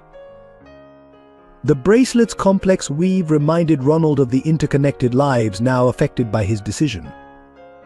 Each thread represented someone who had taken a chance on him during his own journey from the streets: the chef who'd given him his first job, the banker who'd approved his first loan, the customers who'd supported his early struggles. The consequences of Ronald Clark's stand reverberated through City Sanctuary with the force of an earthquake. Within hours of his public announcement that he would not only retain Carolyn Thompson but promote her to sous chef, the restaurant's prestigious investors withdrew their support. Their departure was marked by the swift removal of expensive wine collections and the cancellation of high-profile reservations booked months in advance. The financial impact manifested immediately. Premium suppliers, sensing uncertainty, demanded payment in advance. 3 senior servers resigned, unwilling to risk their reputations in what they perceived as a sinking enterprise. The restaurant's premium credit line was frozen, leaving Ronald to manage daily operations with rapidly dwindling cash reserves. Marcus Stone capitalized on the situation, contacting City Sanctuary's former investors and presenting his competing restaurant, Guilt, as a more stable alternative. By week's end, he had secured their backing and implemented an aggressive marketing campaign positioning his establishment as the city's premier fine dining destination. The local press proved relentless in their coverage. Headlines questioned Ronald's judgment, with some articles suggesting that his own background of homelessness had compromised his business acumen. Food critics, who had previously praised City Sanctuary's innovation, now wrote scathing reviews focusing more on perceived social implications than culinary execution. Within the restaurant, the remaining staff faced their own challenges. David Chen's security duties expanded as protesters began gathering outside, some supporting Ronald's decision, others condemning it. The conflicting groups created an atmosphere of tension that affected customer access and staff safety. Maria's pastry department suffered from the loss of premium ingredients as suppliers tightened their credit terms. She adapted by developing simpler desserts, but the change was noted by regular customers who had come to expect elaborate creations. Her reputation in the culinary world, carefully built over years, began to show signs of strain. The most immediate practical consequence fell on Carolyn herself. Her promotion to sous chef, intended as a statement of trust, drew immediate scrutiny from health department officials. They demanded extensive documentation of her credentials and initiated a thorough review of her previous employment history. The process consumed hours that should have been spent reorganizing the kitchen. Rose experienced the ripple effects at school. Some parents withdrew their children from shared activities, treating homelessness as if it were contagious. Teachers who had previously praised her academic performance now watched her with concerned sympathy, as if expecting her circumstances to suddenly affect her capabilities. The restaurant's elegant dining room, once filled with the quiet murmur of sophisticated conversation, now sat half-empty during peak service hours. The remaining customers seemed divided between those making a social statement by their continued patronage and others who hadn't heard about the controversy. The atmosphere had changed from refined relaxation to conscious choice. William Clark's presence became more frequent, though his behavior showed unexpected change. He remained sober, offering to help with maintenance tasks that the restaurant could no longer afford to outsource. His efforts were imperfect but sincere, creating an additional complexity in Ronald's already challenging situation. Sister Margaret's shelter experienced an unexpected consequence as well. Other homeless families, hearing about Carolyn's story, began arriving with hopes of similar opportunities. The shelter's resources stretched thin, creating a new kind of crisis as the nun tried to manage rising expectations with limited means. The kitchen's dynamic shifted dramatically. Some line cooks, initially resentful of Carolyn's promotion, began to appreciate her deep knowledge and efficient systems. Others, however, struggled with taking direction from someone they had recently viewed as subordinate. The tension manifested in small ways: missed prep work, subtle insubordination, passive resistance to new procedures. Social media amplified every development. Food influencers posted lengthy commentaries about the intersection of fine dining and social responsibility. Restaurant industry workers shared their own stories of homelessness and hardship. Competing establishments carefully monitored the situation, adjusting their own policies and practices in response to public reaction. The most profound consequences emerged in unexpected places. Regular customers who had initially withdrawn their business began to return, drawn by reports of Carolyn's innovative additions to the menu.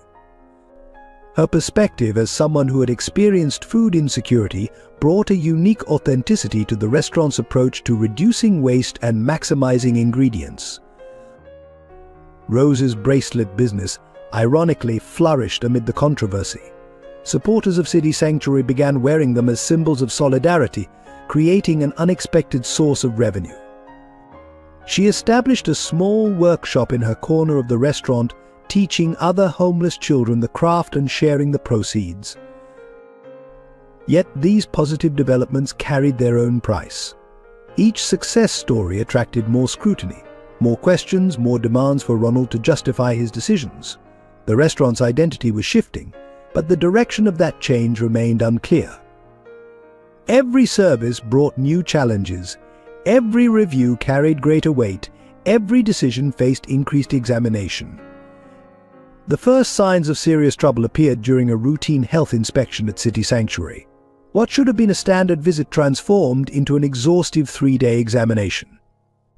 The inspectors, clearly responding to pressure from unnamed sources, scrutinized every corner of the operation with unprecedented thoroughness. Their presence disrupted service, unnerved staff, and created an atmosphere of constant tension.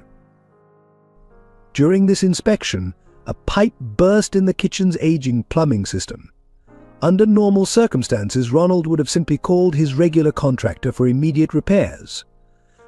However, with the restaurant's credit frozen and cash reserves dwindling, he faced the reality that even basic maintenance now presented a significant challenge. The kitchen staff worked around the problem, using temporary solutions that they all knew couldn't last. Carolyn's past returned to haunt them in an unexpected way. A former employee from her previous restaurant appeared with documents allegedly proving her culpability in the fire that had destroyed her business. Though the papers were clearly fabricated, the mere existence of such documents forced Ronald to divert precious resources toward legal representation. The mounting legal fees added another strain to the restaurant's already precarious finances. The situation worsened when several key suppliers, pressured by Marcus Stone's influence in the industry, declined to renew their contracts with City Sanctuary. The loss of their premier meat and produce vendors forced Carolyn to completely reorganize the menu, substituting expensive ingredients with more affordable alternatives. While her creativity produced remarkable results, some longtime customers noticed the change and began to question the restaurant's standards. Rose's education became another point of crisis. Her school's administration, concerned about the media attention surrounding her family, suggested she might be more comfortable in a different environment. The implication that her presence somehow diminished the school's prestigious image sparked a heated debate among parents and staff, placing Rose at the center of unwanted attention. The weather turned against them as winter approached. The restaurant's heating system, another aging infrastructure element, began to fail intermittently. Diners sitting near windows complained about cold drafts, while the kitchen staff struggled to maintain proper temperatures for food preparation. The repair estimates for both issues exceeded the restaurant's available funds by a significant margin. Marcus Stone escalated his campaign against City Sanctuary by opening a lunch service at Guilt, directly competing for their midday business customers. His new menu deliberately undercut City Sanctuary's prices while maintaining the high-end ingredients that Ronald could no longer afford. The impact on their lunch service was immediate and devastating. The staff's morale began to suffer under the constant pressure. Long hours, reduced pay, and the perpetual uncertainty took their toll. Even David, with his military discipline, showed signs of strain as he managed the increasing security concerns with limited resources. The restaurant's once pristine standards began to show small signs of slipping minor details that Ronald would never have tolerated in better times. A particularly harsh blow came when James, the veteran sommelier, suffered a heart attack during service. Though he survived, his absence left a significant gap in the restaurant's expertise. Wine sales, a crucial source of revenue, declined sharply without his knowledgeable guidance. The incident also raised questions about the increased stress levels among the aging staff members. The media, initially supportive of Ronald's stance, began publishing articles questioning the sustainability of his approach. Stories appeared suggesting that his attempt to help one family might end up costing dozens of employees their livelihoods. These pieces, while seemingly balanced, undermined confidence in City Sanctuary's future and further damaged their reputation in the industry. William Clark's efforts to help, though well-intentioned, sometimes created additional complications. His attempts at repairs based on outdated methods and materials occasionally caused more problems than they solved. Yet Ronald couldn't bring himself to turn away his father's assistance, adding another layer of complexity to their already strained relationship. The final blow came when a prominent food critic published a scathing review that went beyond the usual critique of food and service. The article suggested that City Sanctuary had become a social experiment at the expense of culinary excellence. The reviewer's words, "Noble intentions cannot substitute for truffles and foie gras," became a damaging soundbite repeated throughout the industry. Through all this, Carolyn worked with quiet determination. Though Ronald could see the weight of responsibility in her eyes, she knew that each setback was attributed, directly or indirectly, to her presence. The pressure to perform perfectly, to justify her position with every dish that left the kitchen, created an almost unbearable burden. Sister Margaret continued to offer support, but even her resources were stretched thin. The shelter's own funding had been affected by its association with the controversy, limiting her ability to provide backup assistance when needed. Her visits became less frequent, though her concern grew more evident. The culmination of these challenges materialized in a notice from the building's owners. They had received complaints about the changing character of the establishment and its effect on neighboring businesses. The carefully worded letter suggested that they might not renew City Sanctuary's lease when it expired in 6 months. The breaking point arrived during City Sanctuary's prestigious annual charity gala, an event that had traditionally showcased the restaurant's finest offerings to the city's elite. The evening began with an ominous tone as Marcus Stone arrived unexpectedly, accompanied by several of the restaurant's former investors and a news crew from a major network. Ronald, overseeing final preparations in the kitchen, received an urgent call from his bank. The restaurant's last remaining line of credit had been suspended, effectively freezing their accounts mid-service. The timing was no coincidence. Marcus had leveraged his connections to orchestrate this financial ambush during their most important event of the year. In the dining room, Carolyn expertly managed the kitchen's output, despite their limited resources, creating elegant presentations from simpler ingredients.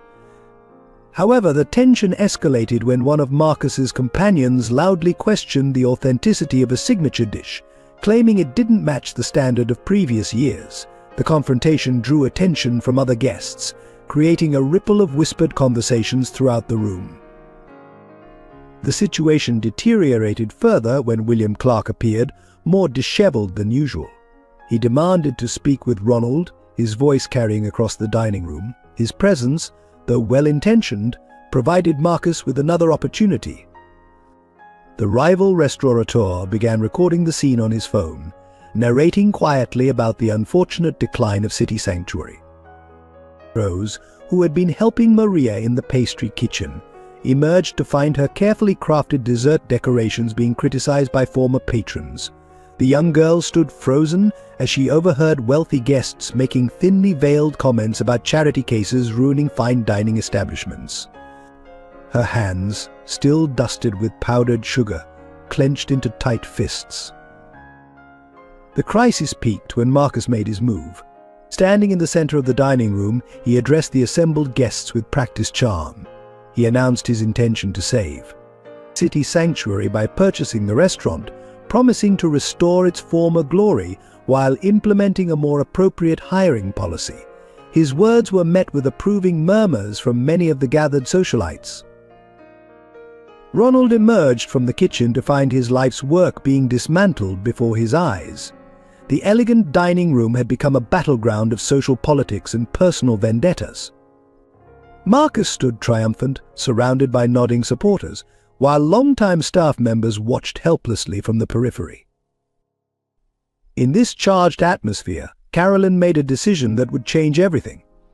She walked calmly to the center of the room, her chef's whites pristine despite the evening's chaos.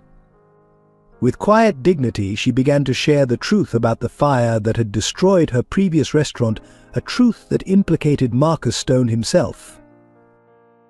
The revelation came through a series of documents that Sister Margaret had discovered in her church's archives. The papers provided evidence that Marcus had orchestrated the destruction of Carolyn's restaurant years ago, seeing her rising success as a threat to his family's dining empire.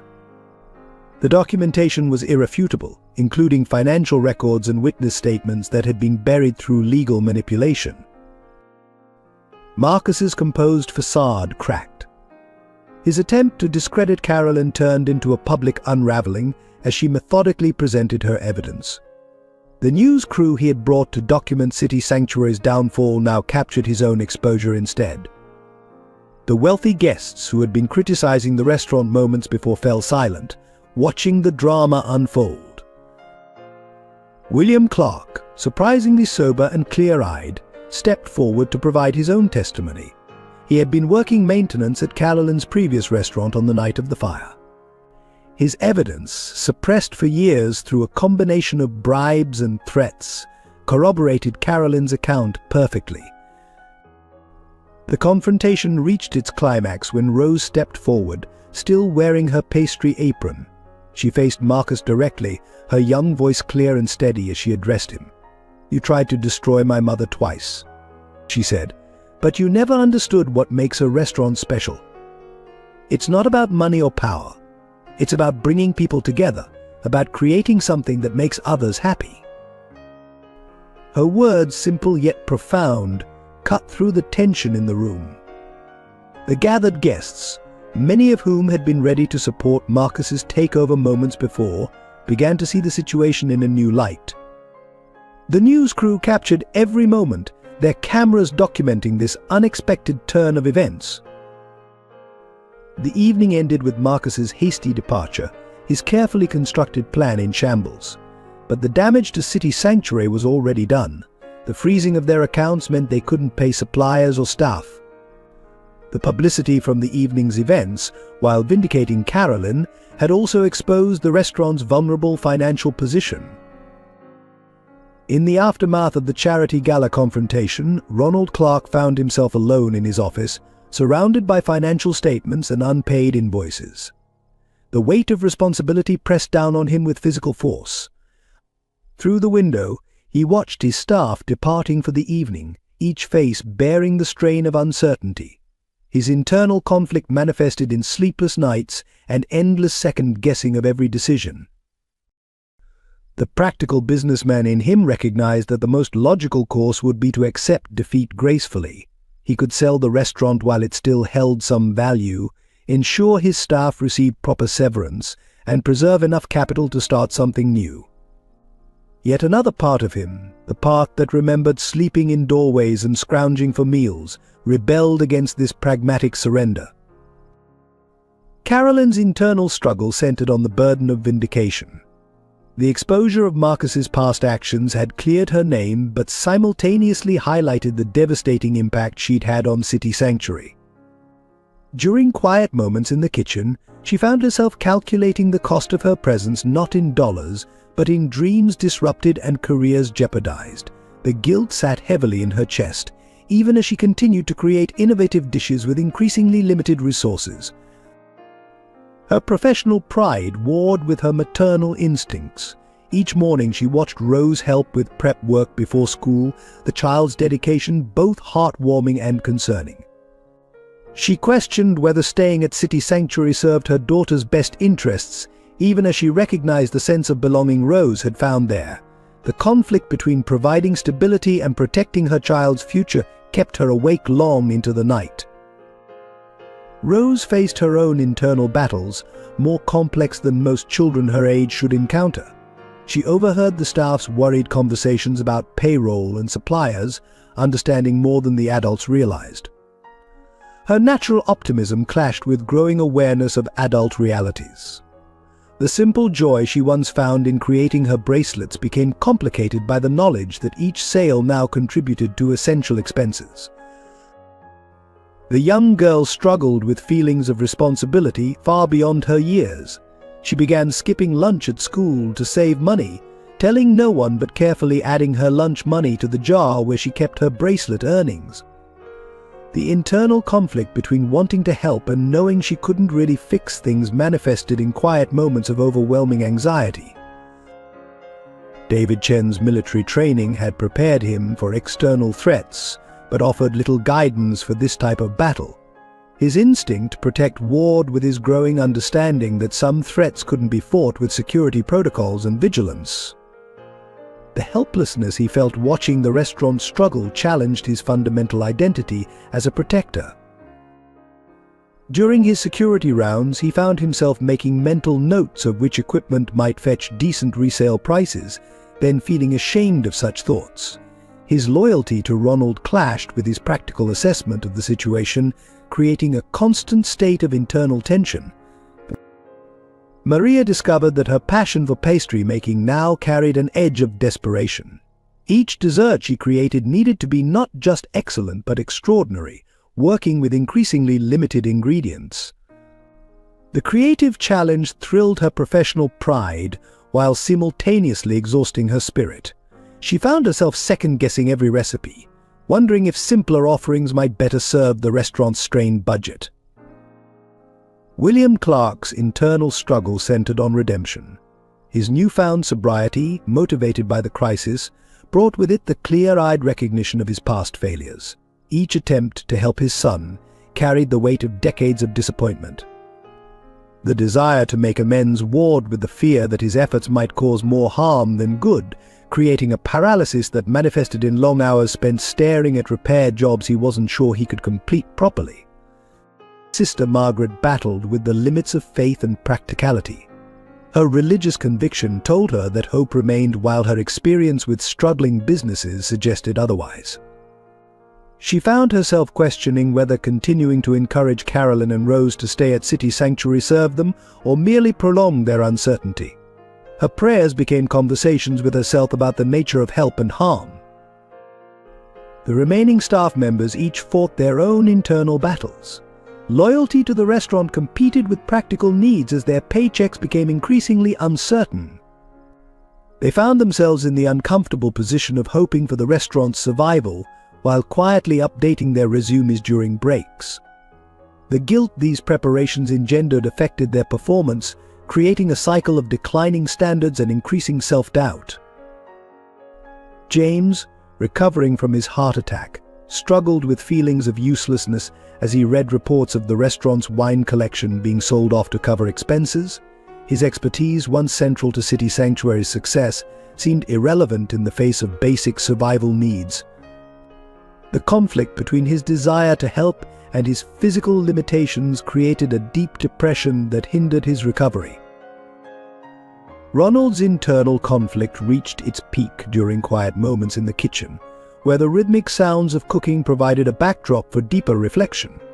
He questioned whether his stance on helping Carolyn and Rose had been compassionate or merely prideful. The line between standing up for one's principles and destructive stubbornness became increasingly blurred in his mind. The first devastating blow came on a quiet Monday morning when City Sanctuary staff arrived to find the restaurant's entrance vandalized. The elegant windows, which had showcased the dining room's warm ambience for years, lay shattered across the sidewalk. Inside, the damage was systematic and precise: wine bottles broken, expensive kitchen equipment destroyed, and the walls defaced with cruel messages targeting Carolyn and Rose. Insurance investigators arrived quickly but delivered disheartening news. The policy coverage had lapsed 3 days earlier due to a missed payment, a detail that had slipped through the cracks during their financial crisis. The timing suggested inside knowledge of their financial situation, though proving sabotage would be nearly impossible. The physical damage, while significant, paled in comparison to the deeper losses that followed. That same afternoon, the New York Restaurant Association revoked City Sanctuary's prestigious membership. The formal letter cited failure to maintain industry standards as the official reason, but Ronald recognized Marcus Stone's influence in the carefully worded dismissal. Carolyn suffered a personal loss that struck at her professional core. Her prized collection of original recipes, developed over decades and stored in a leather-bound journal, disappeared during the chaos of cleaning up the vandalism. These recipes represented not just her culinary legacy but also her planned contribution to rebuilding City Sanctuary's menu. The loss left her visibly shaken, her hands trembling as she tried to recreate recipes from memory. Rose's carefully organized bracelet-making station, set up in her corner of the restaurant, had been specifically targeted. Her supplies lay scattered and destroyed, many of the delicate materials deliberately ruined with cleaning chemicals. The destruction of her small business venture represented more than just monetary loss. It was an attack on her sense of contribution to the restaurant's survival. The restaurant's reputation, built over years of excellence, crumbled with shocking speed. Food critics who had once championed City Sanctuary now published retrospectives questioning whether its standards had ever been as high as they'd claimed. These articles, clearly orchestrated as part of a larger campaign, systematically undermined the restaurant's entire history.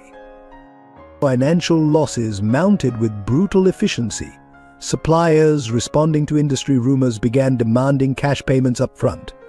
Long-standing credit arrangements evaporated overnight. The restaurant's reserve funds, already depleted, couldn't sustain basic operations under these new terms. Essential ingredients became luxury items, forcing daily compromises in menu quality. The staff exodus began gradually but accelerated as the situation worsened. First to leave were the newer employees, then experienced servers who had been with the restaurant for years. Each departure weakened the restaurant's ability to maintain its standards, creating a downward spiral of declining service and further losses. David Chen discovered that his security company's license had been challenged, forcing him to reduce coverage at the restaurant. The timing coincided with an increase in suspicious activities around the property, suggesting a coordinated effort to make the restaurant vulnerable to further incidents. Maria's pastry kitchen suffered a particularly cruel blow when her specialized equipment malfunctioned simultaneously. Investigation revealed evidence of tampering, but proving deliberate sabotage would cost more in legal fees than replacing the equipment money they no longer had. The most significant loss came in the form of community support. Local businesses, once proud to be associated with City Sanctuary, began distancing themselves. The restaurant's mail contained increasingly frequent notices from neighbors' lawyers, citing various complaints and threatening legal action. William Clark, making progress in his recovery, suffered a devastating setback when anonymous sources sent documentation of his past failures to local news outlets. The resulting publicity painted Ronald's support of his father as another example of poor judgment, damaging both their reputations and their fragile reconciliation. Sister Margaret's church received pressure from influential donors to sever ties with City Sanctuary. The choice between supporting Carolyn and Rose or maintaining funding for other crucial community programs created an impossible dilemma for the organization. The accumulated losses reached a critical point when the building's owners served notice of early lease termination, citing an obscure clause in the contract. The legal notice gave City Sanctuary 30 days to vacate the premises, effectively signing the death warrant for the restaurant in its current form. Ronald's personal losses extended beyond the professional sphere. His apartment above the restaurant, once a symbol of his success, now served as a constant reminder of impending failure. Each morning, he woke to the sound of fewer staff arriving, fewer deliveries being made, fewer customers filling the dining room. These compounded losses created an atmosphere of impending doom that affected every aspect of the restaurant's operations. The elegant dining room, once filled with the gentle murmur of satisfied customers, now echoed with uncomfortable silences. The kitchen, previously alive with creative energy, operated in a state of constant anxiety about what might be lost next. In the darkest hour of City Sanctuary's crisis, a series of remarkable sacrifices emerged from unexpected quarters. The first came from Maria Suarez, who quietly sold her cherished collection of antique copper baking molds, accumulated over 2 decades of her career. The proceeds, while not enormous, provided enough to purchase essential supplies for the week's service. She presented the money to Ronald without fanfare, simply stating, "My grandmother taught me that tools are meant to be used, not collected. These will do more good as flour and sugar than gathering dust on my shelves." David Chen's sacrifice manifested through sheer physical endurance. After his security company's license was suspended, he began working double shifts, sleeping on a cot in the restaurant's office to maintain 24-hour surveillance. His military pension, originally saved for his daughter's college fund, was redirected to hire additional part-time security personnel during peak hours. When Ronald attempted to protest, David simply said, "Some battles must be fought on multiple fronts, sir."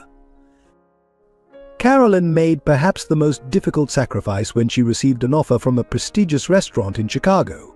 The position would have provided financial security and a fresh start for her and Rose, away from the controversy. Instead, she turned it down, knowing that her departure would be seen as an admission of guilt and would damage City Sanctuary's remaining reputation irreparably. She chose to stay and fight, even as this decision meant continuing to live in uncertainty.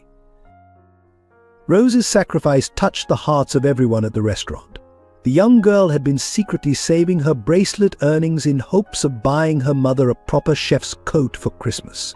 Instead, she contributed her entire savings to help replace the vandalized kitchen equipment. She presented her savings jar to Ronald with simple dignity, saying, "Mum always says we're not really poor as long as we can help others." The remaining staff members demonstrated their loyalty through significant personal sacrifices. Senior servers volunteered to work for reduced wages, kitchen staff brought ingredients from their own homes, and everyone took on additional duties without complaint. They formed an informal network, sharing resources and supporting each other through the crisis. Sister Margaret faced severe criticism from her superiors when she pledged the church's basement as collateral for an emergency loan to City Sanctuary. Her action risked not only her position but also the shelter's future operations. Yet she remained steadfast, arguing that faith manifested through actions, not just prayers. William Clark made a sacrifice that surprised everyone, including himself. Having maintained sobriety for several weeks, he sold the only valuable possession he had left, his father's vintage carpentry tools, to contribute to the restaurant's repair fund. The sale of these family heirlooms, which he had kept through years of hardship, demonstrated a commitment to redemption that transcended mere words. James, still recovering from his heart attack, insisted on returning to work part-time without pay.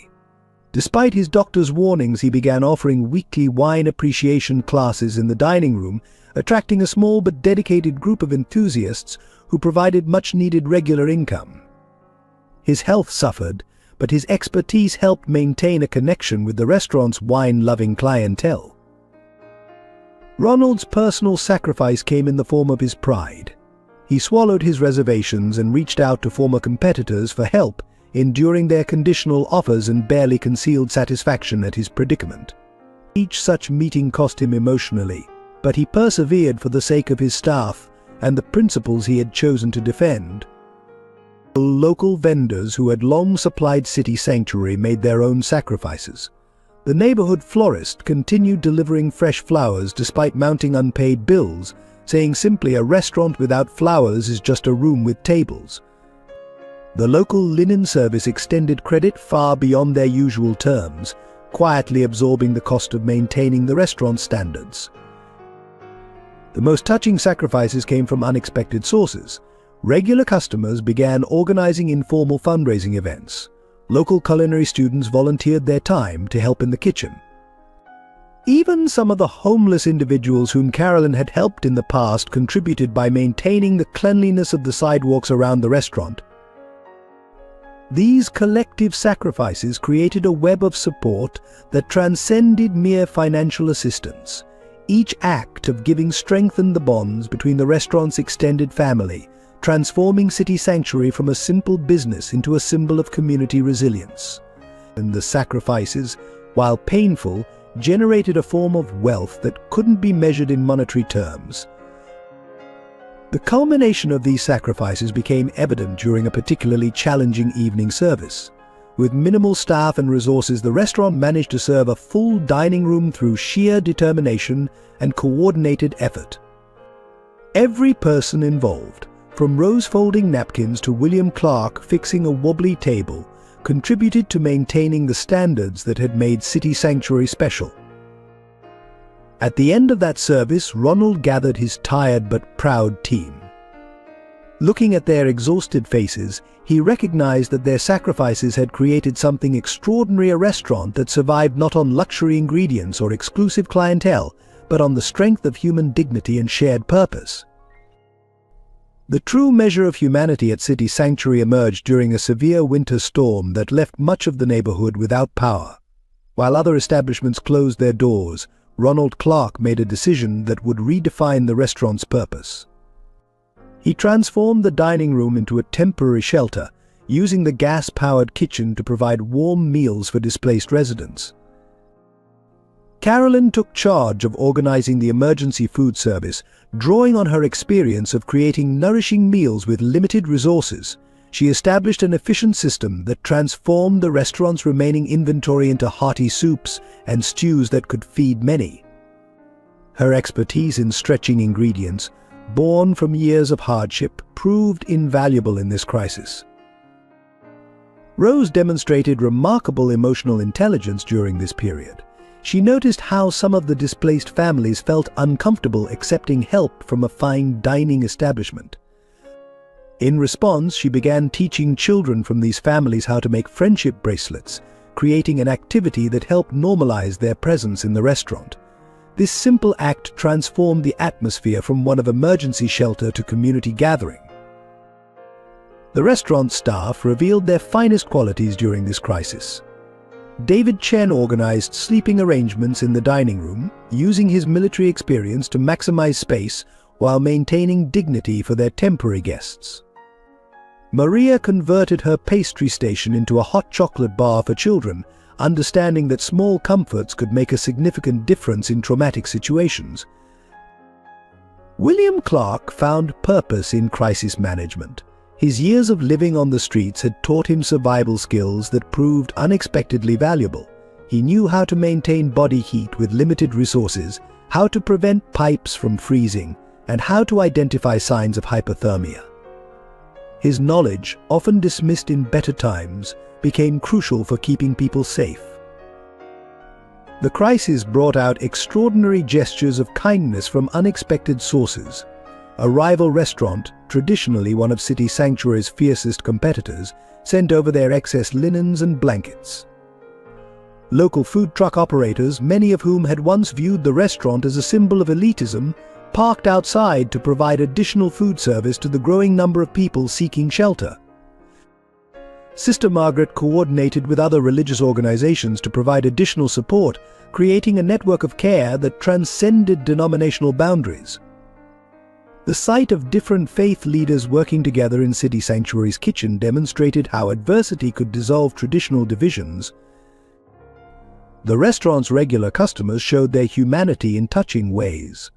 Those who still had power in their homes came to volunteer, with businessmen in expensive suits working alongside homeless individuals to distribute meals. Social barriers dissolved in the face of shared purpose, creating unexpected connections and understanding. James, though still recovering, contributed by sharing stories from his decades in the restaurant industry, entertaining children and adults alike with tales of culinary adventures. His natural storytelling ability transformed anxious waiting times into moments of engagement and distraction from the crisis. The most profound display of humanity came from those who had the least to give. Homeless individuals who had previously received help from Carolyn now insisted on helping serve meals and clean up, demonstrating that dignity and the desire to contribute transcend economic circumstances. Rose's corner of the restaurant became a hub of emotional support. She organized a system where children could create art for their temporary sleeping spaces, helping them process their anxiety through creativity. Her intuitive understanding of how to make people feel at home, despite difficult circumstances, touched parents and children alike. Local suppliers, facing their own challenges during the storm, demonstrated remarkable generosity. A produce vendor whose truck was stranded nearby opened it for the restaurant's use, saying that food shouldn't go to waste when people were in need. This practical compassion helped sustain the impromptu shelter operation. The kitchen became a place where social distinctions melted away.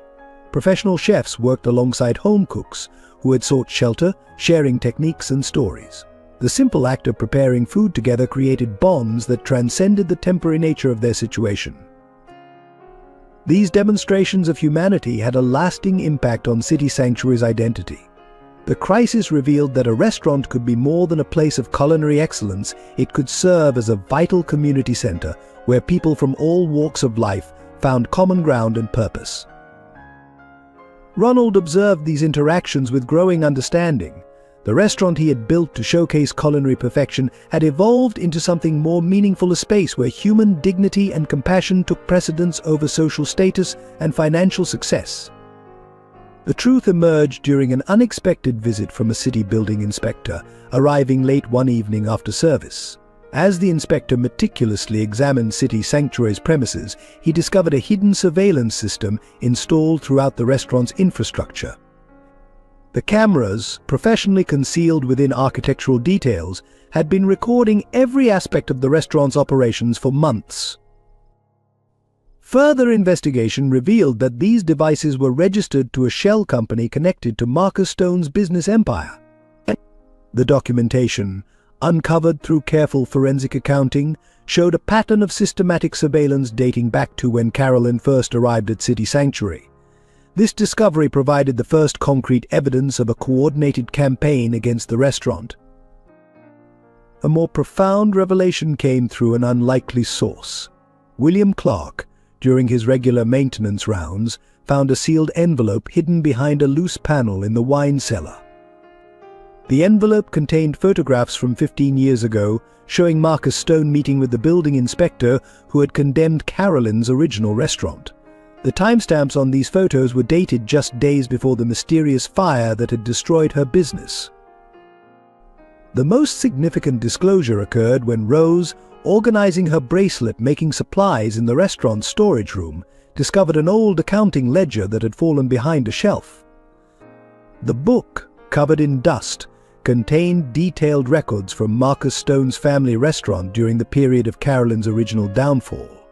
The entries revealed suspicious payments to various officials and individuals connected to her restaurant's destruction. Carolyn's own moment of truth arrived through a letter forwarded by Sister Margaret. The envelope contained testimony from a former employee of Marcus Stone, written on their deathbed. The confession detailed how they had been paid to plant evidence suggesting financial misconduct at Carolyn's restaurant. The writer, seeking to clear their conscience, had entrusted the information to the church years ago. Ronald's revelation came through a series of emails accidentally forwarded to City Sanctuary's general account. The messages, intended for Marcus Stone's legal team, outlined a comprehensive strategy to manipulate health inspections and financial audits. The correspondence revealed that Ronald's own father had been unwittingly used as a pawn in this scheme, his appearances at the restaurant carefully orchestrated to create disruption. A crucial piece of evidence emerged when David Chen's security cameras captured a late-night meeting between Marcus Stone and several local business owners. The footage showed Stone explicitly threatening these individuals, demanding they withdraw their support from City Sanctuary. This video provided irrefutable proof of the coordinated effort to isolate the restaurant from its community. The full scope of Marcus Stone's vendetta became clear when Maria discovered altered recipes in the restaurant's computer system. Technical analysis revealed sophisticated tampering designed to gradually degrade the quality of City Sanctuary's signature dishes. This sabotage explained the subtle decline in food quality that had puzzled the kitchen staff for months. James, recovering in his hospital bed, received a visit from an old colleague who had worked at Marcus Stone's family restaurant decades ago. This former employee shared stories of how the Stone family had systematically eliminated competition throughout their rise to prominence, using similar tactics to those employed against Carolyn and City Sanctuary. The most damaging revelation came through an anonymous source within the restaurant association. Documents arrived showing how Marcus Stone had manipulated the organization's review process, ensuring that City Sanctuary's prestigious membership would be revoked regardless of their actual performance. This evidence exposed the systematic nature of the campaign against them. Sister Margaret's church archives yielded another crucial piece of evidence. Among old community records, she found documentation of similar patterns of harassment against other establishments that had challenged the Stone family's dominance in the restaurant industry. These historical records established a decades-long pattern of predatory business practices. The final piece of the puzzle emerged through Rose's perspective. Her careful observation of daily patterns in the restaurant led her to notice discrepancies in customer behavior. Several particularly difficult customers who had contributed to negative reviews were connected through social media to Marcus Stone's business interests. This discovery revealed the orchestrated nature of the restaurant's recent service complaints. These revelations, when assembled together, painted a clear picture of a calculated campaign to destroy not just City Sanctuary, but anyone who represented a challenge to Marcus Stone's vision of the restaurant industry. The truth provided both vindication and a new challenge how to use this information effectively without descending to the level of their adversaries. Ronald Clark's moment of self-realization came during a quiet evening in his office, reviewing the evidence of Marcus Stone's conspiracy.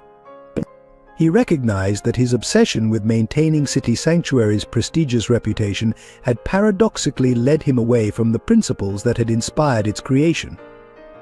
His journey from homelessness to success had been fueled not by a desire for exclusivity, but by a vision of creating a place where food could transform lives.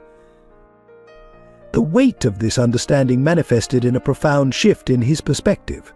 Looking around his meticulously organized office, with its awards and accolades carefully displayed, Ronald suddenly saw these symbols of success differently. They represented not just personal achievement, but a responsibility to create opportunities for others, just as someone had once done for him.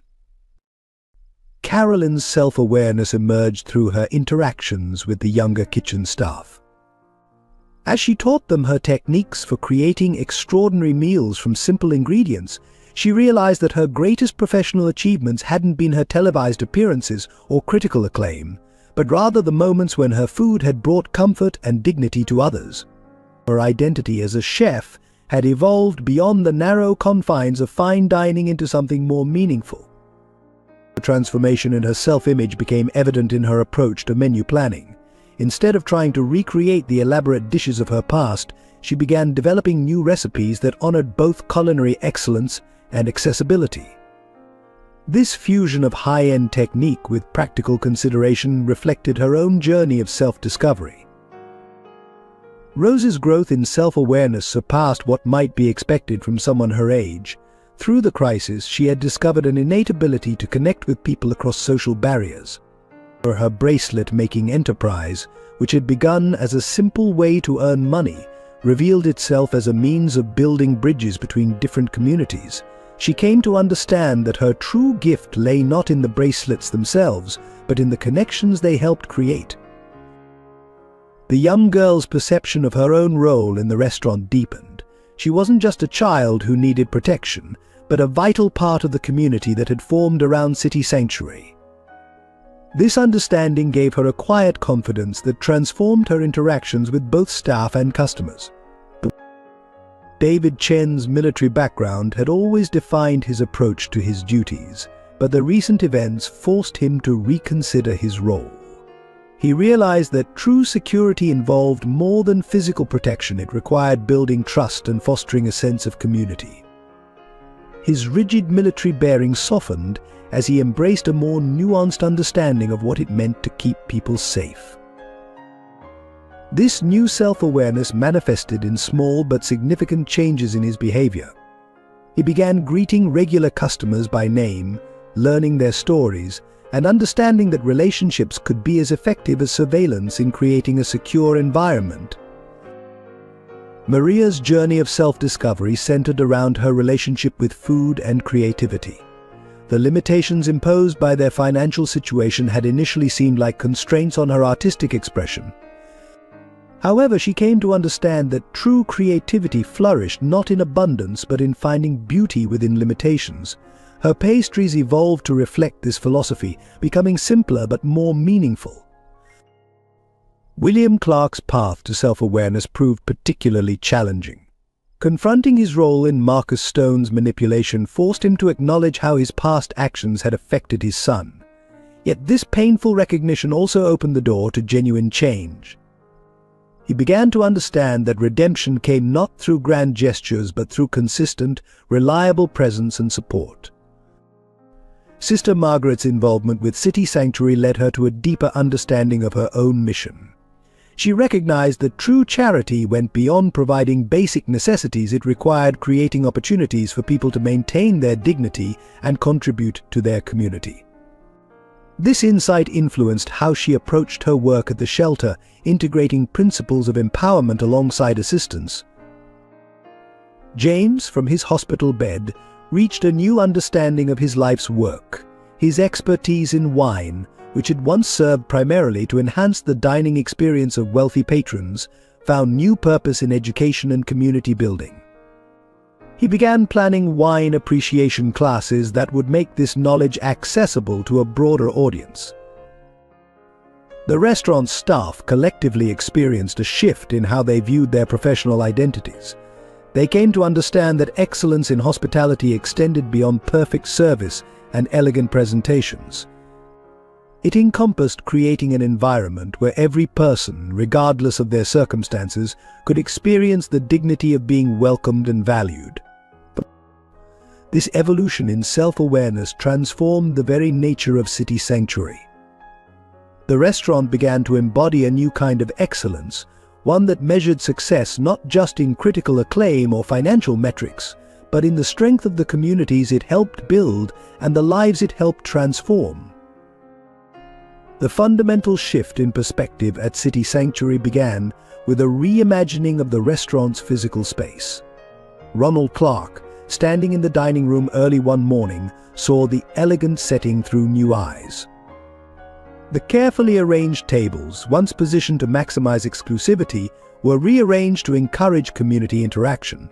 The former VIP section transformed into a flexible space where Rose could conduct her bracelet-making workshops alongside James's wine education classes. The restaurant's approach to service underwent a significant evolution. The traditional hierarchy of fine dining gave way to a more collaborative model. Carolyn introduced a rotating system where staff members alternated between front and back of house positions, fostering greater understanding and respect across roles. This change eliminated the invisible barriers that had long separated different aspects of restaurant operations. The menu itself reflected this philosophical transformation. Rather than maintaining separate lunch and dinner offerings, City Sanctuary developed a unified menu that adapted throughout the day to serve different community needs. Morning hours featured affordable breakfast options for local workers, while evening service retained elements of fine dining but with more accessible price points and portion sizes. The restaurant's relationship with suppliers evolved into true partnerships. Instead of simply placing orders, City Sanctuary began collaborating with local farmers and vendors to plan seasonal offerings. This approach not only reduced costs but created a more sustainable supply chain that benefited the entire community. Suppliers became regular visitors, often sharing meals with staff and contributing their expertise to menu planning. The definition of success underwent a profound reassessment. Rather than measuring achievements solely through reviews and revenue, City Sanctuary developed new metrics that included community impact, employee satisfaction, and accessibility. Financial sustainability remained important, but it became one factor among many rather than the primary focus. The restaurant's role in the neighborhood expanded beyond food service. The kitchen began hosting cooking classes for local families, teaching techniques for creating nutritious meals on limited budgets. These sessions, led by Carolyn, combined professional expertise with practical wisdom gained through personal experience. The classes became a bridge between different segments of the community, creating connections through shared learning. David Chen's security protocols evolved to emphasize community engagement over surveillance. His morning rounds now included conversations with neighboring businesses and residents, building a network of mutual support and awareness. This shift from defensive security to proactive community building strengthened the restaurant's position in ways that cameras and alarms never could. Maria's pastry department pioneered a new approach to luxury in dining. Instead of focusing on expensive ingredients and elaborate presentations, she developed techniques for creating memorable desserts using seasonal and accessible components. Her creations demonstrated that extraordinary experiences could emerge from simple, honest ingredients prepared with care and creativity. The restaurant's interaction with homeless individuals transformed completely. Rather than viewing them as a challenge to be managed, City Sanctuary developed programs that provided dignified employment opportunities. The success of these initiatives challenged long-held assumptions about capability and worth, inspiring other businesses to reconsider their own hiring practices. William Clark's perspective on his role in his son's life underwent a remarkable shift. Instead of seeking dramatic gestures of redemption, he focused on consistent, reliable support through daily maintenance work at the restaurant. His steady presence and quiet competence began rebuilding trust in ways that words alone never could. The restaurant's approach to training evolved beyond traditional culinary education. New staff members received instruction not just in food preparation and service techniques, but in community engagement and social awareness. This holistic approach to professional development created employees who were both skilled practitioners and engaged community members. Rose's corner of the restaurant became a model for how business and social purpose could align. Her bracelet-making enterprise expanded into a small business incubator, where other young entrepreneurs could develop their ideas with support from the restaurant's network.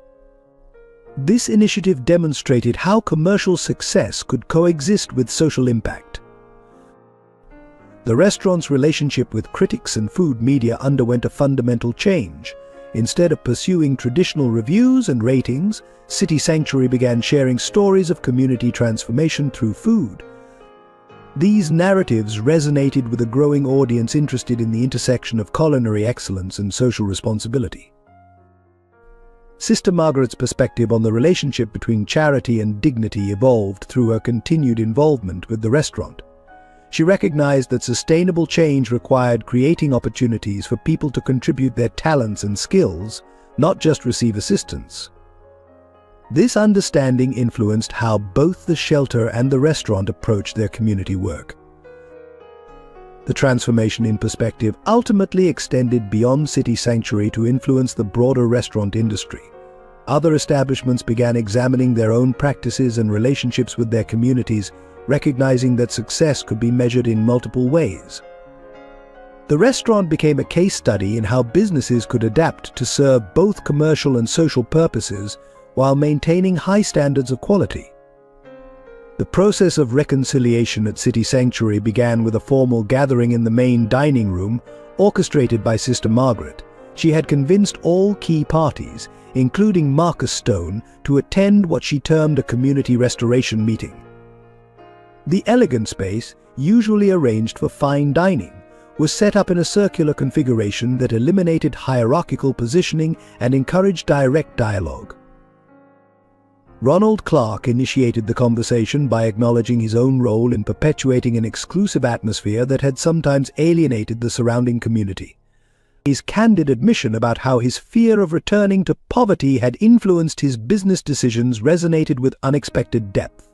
Even Marcus Stone, seated stiffly across the circle, showed a flicker of recognition at this vulnerability. The breakthrough moment came when Carolyn Thompson presented a detailed account of her journey, supported by the recently discovered evidence. Her narrative, delivered with professional composure, transformed the understanding of events that had led to her original restaurant's downfall. The documentation provided clarity without accusation, allowing Marcus Stone to acknowledge his family's historical practices without losing face. Rose's contribution to the reconciliation process proved unexpectedly powerful. She presented each participant with one of her handmade bracelets, each design thoughtfully incorporating elements of their individual stories. Her simple gesture of creating connections through craft demonstrated the possibility of building bridges across deep divides.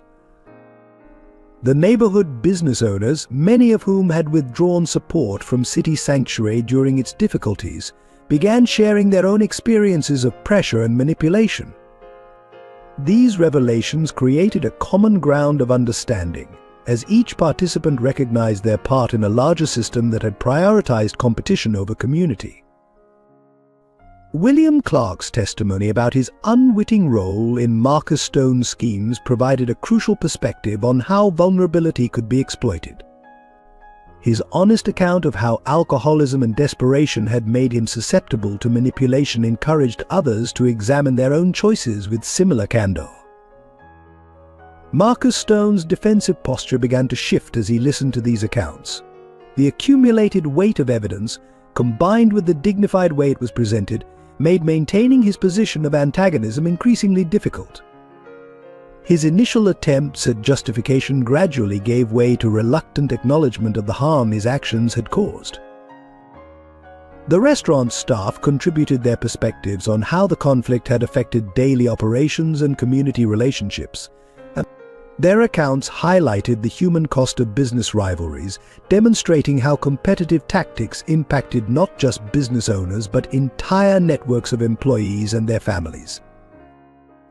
David Chen provided insights from his security work, showing how fear and mistrust had created barriers within the neighborhood. His analysis of how these divisions had made the entire community more vulnerable helped participants understand the broader implications of their conflicts. Maria shared how the crisis had forced innovation in her pastry kitchen, leading to discoveries about creating excellence with limited resources. Her experience illustrated how adversity could drive positive change, offering a constructive framework for viewing past conflicts. The reconciliation process gained momentum when local suppliers began discussing how the restaurant industry's competitive practices had affected their businesses. Their stories revealed the interconnected nature of the community's economic health, demonstrating how antagonistic business practices ultimately harmed all participants. Sister Margaret guided the conversation toward practical solutions, encouraging participants to move beyond acknowledgement toward active restoration. Her experience in community building helped transform individual insights into collective commitments for change. James, participating through video call from his hospital bed, offered historical perspective on how the restaurant industry had evolved in the city. His knowledge helped participants understand how current conflicts reflected larger patterns that could be consciously changed. The meeting concluded with the establishment of a neighborhood restaurant coalition designed to promote cooperation rather than destructive competition. This practical outcome provided a structure for implementing the insights gained through the reconciliation process. As the gathering dispersed, the physical space of City Sanctuary seemed transformed by the conversations that had taken place within it. The restaurant had become not just a venue for fine dining, but a space where genuine community restoration could occur. The process of rebuilding trust at City Sanctuary began with small but significant gestures. Ronald Clark initiated a weekly community dinner where local restaurant owners, including Marcus Stone, gathered to share meals and discuss industry challenges. These dinners, held in City Sanctuary's private dining room, established neutral ground where former adversaries could interact without pressure. The restoration of professional relationships started in the kitchen. Carolyn Thompson opened her morning prep sessions to staff from other restaurants, sharing her expertise in creating exceptional dishes with limited resources. This generosity gradually transformed industry skepticism into respect, as her innovative approaches demonstrated the value of collaborative learning over competitive secrecy. Marcus Stone's participation in rebuilding trust manifested through practical actions. He began by providing access to his restaurant's supplier network, helping City Sanctuary restore its inventory during critical shortages. This tangible support, offered without fanfare or conditions, marked a significant shift from previous antagonism to cautious cooperation. The rebuilding of community confidence accelerated when City Sanctuary and Guilt jointly launched a neighborhood restaurant initiative. The program, coordinated through Sister Margaret's Church, provided culinary training and employment opportunities for local residents. This collaboration demonstrated a new model of industry leadership focused on community development rather than competition. Rose's contribution to trust building emerged through her expanded bracelet-making workshops. These sessions now included children from across the socioeconomic spectrum, creating a space where barriers between different community segments naturally dissolved. Parents who attended these workshops often found themselves engaging in meaningful conversations that extended beyond the crafting table. William Clark's steady presence at the restaurant became a visible symbol of personal reformation. His reliable maintenance work and sustained sobriety encouraged others to believe in the possibility of genuine change. Regular customers who had witnessed his previous struggles now greeted him with respect, acknowledging his contribution to the restaurant's operations. The restoration of financial trust proceeded methodically. Ronald established transparent accounting practices, sharing monthly financial reports with staff and community stakeholders. This openness, though unconventional in the industry, created a foundation of confidence that attracted new investors who appreciated the emphasis on accountability. David Chen's security protocols evolved to incorporate trust-building measures. He established a neighborhood watch program that included both businesses and residents, transforming security from an individual concern into a community responsibility. This collaborative approach strengthened local relationships while improving safety for all participants. Maria's Pastry Kitchen became a hub for rebuilding professional trust. She initiated a dessert development program where pastry chefs from different restaurants could collaborate on seasonal offerings. This shared creative space fostered connections that transcended traditional competitive boundaries.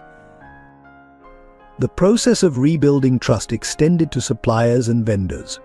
City Sanctuary organized regular meetings where local suppliers could discuss challenges and opportunities with restaurant owners. These forums created transparency in pricing and availability, reducing suspicion and fostering more stable business relationships.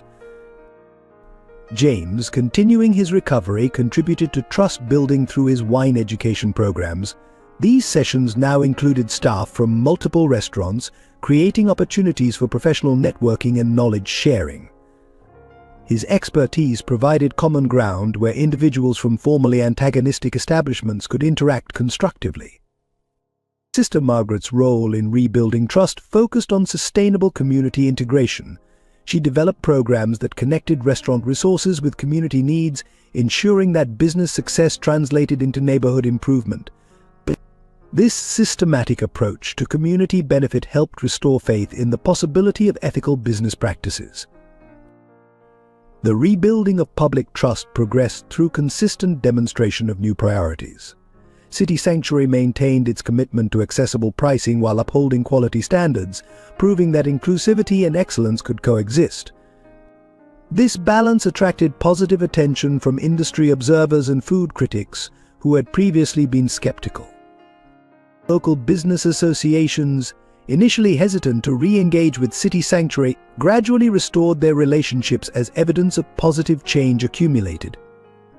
The restaurant's new approach to community engagement provided a model that other establishments began to emulate, creating a ripple effect of improved business practices throughout the neighborhood. The restoration of trust culminated in a transformation of industry relationships. But the competitive dynamics that had previously dominated local restaurant interactions evolved into a more collaborative model, where success was measured not just by individual achievement but by collective community impact. The full acceptance of City Sanctuary's transformed identity manifested during the restaurant's annual autumn gathering. The event, traditionally an exclusive celebration for wealthy patrons, evolved into a community festival that filled the entire street. Long tables stretched from the restaurant's entrance to the neighborhood park, bringing together guests from every segment of society in a shared celebration of food and community. Carolyn Thompson's role in the kitchen exemplified this new integration. She orchestrated a menu that married refined culinary techniques with accessible ingredients, creating dishes that honored both her professional training and her experiences with food insecurity. The service received acclaim not just for its technical excellence, but for its ability to make every guest feel equally valued. Marcus Stone's participation marked a significant milestone in community acceptance. He contributed Guild's resources to the celebration, working alongside his former rivals to create an event that emphasized collaboration over competition. His public acknowledgement of past mistakes, delivered without pretense during the evening speeches, demonstrated genuine change rather than mere compliance. Ronald Clark's evolution became evident in his approach to hospitality. Rather than managing the event from behind the scenes, he actively engaged with guests from all backgrounds, sharing stories of the restaurant's journey with transparency and humility. His comfortable interaction with both wealthy patrons and homeless community members showed authentic acceptance of the restaurant's broader social role. Rose's contribution to the celebration reflected her growing understanding of community building. She organized a group of children from diverse backgrounds to create decorations for the event, ensuring that the festival's appearance represented the entire community's creativity. Their collaborative art installations transformed the street into a space where everyone could recognize their contribution. The staff's adaptation to this new reality showed in their natural handling of the diverse crowd. Service standards remained high but became more flexible and responsive to individual needs. The previous rigid formality gave way to genuine warmth, creating an atmosphere where all guests felt comfortable regardless of their familiarity with fine dining protocols. William Clark found his place within this integrated community. His maintenance work, once seen as peripheral to the restaurant's operation, became recognized as essential to creating a welcoming environment. Regular guests knew him by name, and his steady presence added to the sense of stability and continuity that defined the new city sanctuary. David Chen's security approach reflected complete acceptance of the restaurant's evolved mission. His team maintained professional standards while operating with a community-oriented mindset that prioritized inclusion over exclusion. Their presence provided reassurance without creating barriers, demonstrating how safety and accessibility could coexist. Maria's dessert service embodied the principle of accessible excellence. She developed a menu that offered sophisticated options alongside simple pleasures, ensuring that every guest could find something to celebrate. Her creative use of ingredients proved that culinary artistry could flourish within constraints that promoted inclusion. The local business community's acceptance manifested through practical cooperation. Neighboring establishments coordinated their services to complement, rather than compete with City Sanctuary's offerings. This collaborative approach strengthened the entire neighborhood's economic health, while preserving each business's unique identity. Sister Margaret's role evolved from advocate to partner as the restaurant fully embraced its community mission. The boundary between City Sanctuary's commercial operation and her social service work became increasingly fluid, creating a model for how businesses could integrate profit and purpose. The acceptance of change extended to the restaurant's economic model. Investors recognized that City Sanctuary's approach, while unconventional, created sustainable value through strong community relationships and loyal customer base. This financial validation proved that social responsibility could coexist with business success. James's wine program exemplified the successful integration of excellence and accessibility. He developed a selection that included both prestigious labels and carefully chosen affordable options, presenting each with equal respect and enthusiasm. His approach demonstrated how expertise could be shared without compromising standards or excluding participants. The media's coverage of City Sanctuary shifted from skepticism to recognition of its pioneering role in redefining restaurant culture. Industry publications highlighted how the establishment had successfully challenged traditional assumptions about fine dining's relationship with community service. The final evidence of acceptance appeared in the natural way different groups interacted within the restaurant's space. social barriers that had once seemed insurmountable dissolved through regular contact and shared experiences. City Sanctuary became a place where genuine community could flourish, proving that transformation was possible through persistent commitment to inclusive values. The resolution of City Sanctuary's primary conflict crystallized during an unprecedented joint announcement by Ronald Clark and Marcus Stone in the restaurant's main dining room. The two restaurateurs, once bitter rivals, stood together before an assembled crowd of industry leaders, community members, and media representatives to present their vision for transforming the local restaurant industry. Marcus Stone began by publicly acknowledging his role in the systematic campaign against both City Sanctuary and Carolyn Thompson. His admission, delivered with uncharacteristic humility, included a detailed account of how his family's business practices had prioritized dominance over community well-being. He announced the establishment of a substantial restoration fund designed to compensate those who had suffered from his past actions. The formal resolution included the creation of the New York Restaurant Community Alliance, a groundbreaking partnership between City Sanctuary and Gilt. This organization, with Ronald and Marcus serving as co-chairs, established clear guidelines for ethical business practices within the industry. The Alliance's first initiative focused on creating employment opportunities for individuals facing barriers to traditional restaurant careers. Carolyn Thompson's vindication became complete when the Restaurant Association formally cleared her name. The organization's investigation, prompted by the evidence of Marcus's manipulation, resulted in the restoration of her professional credentials and a public apology for their role in perpetuating false accusations. This official recognition allowed her to fully resume her position as City Sanctuary's executive chef. The resolution extended beyond professional rehabilitation to address systemic issues. The Alliance implemented a neighborhood development program that ensured local restaurants contributed to community stability rather than driving displacement. This initiative included rent stabilization agreements for small businesses and residents, protecting the area's diverse character while allowing for sustainable growth. Rose's role in the resolution manifested through the establishment of the Young Entrepreneurs Program. This initiative, funded jointly by City Sanctuary and Gilt, provided mentorship and resources for young people interested in combining business success with social impact. Rose's bracelet-making enterprise became the program's first success story, demonstrating its potential for fostering both commercial and social value.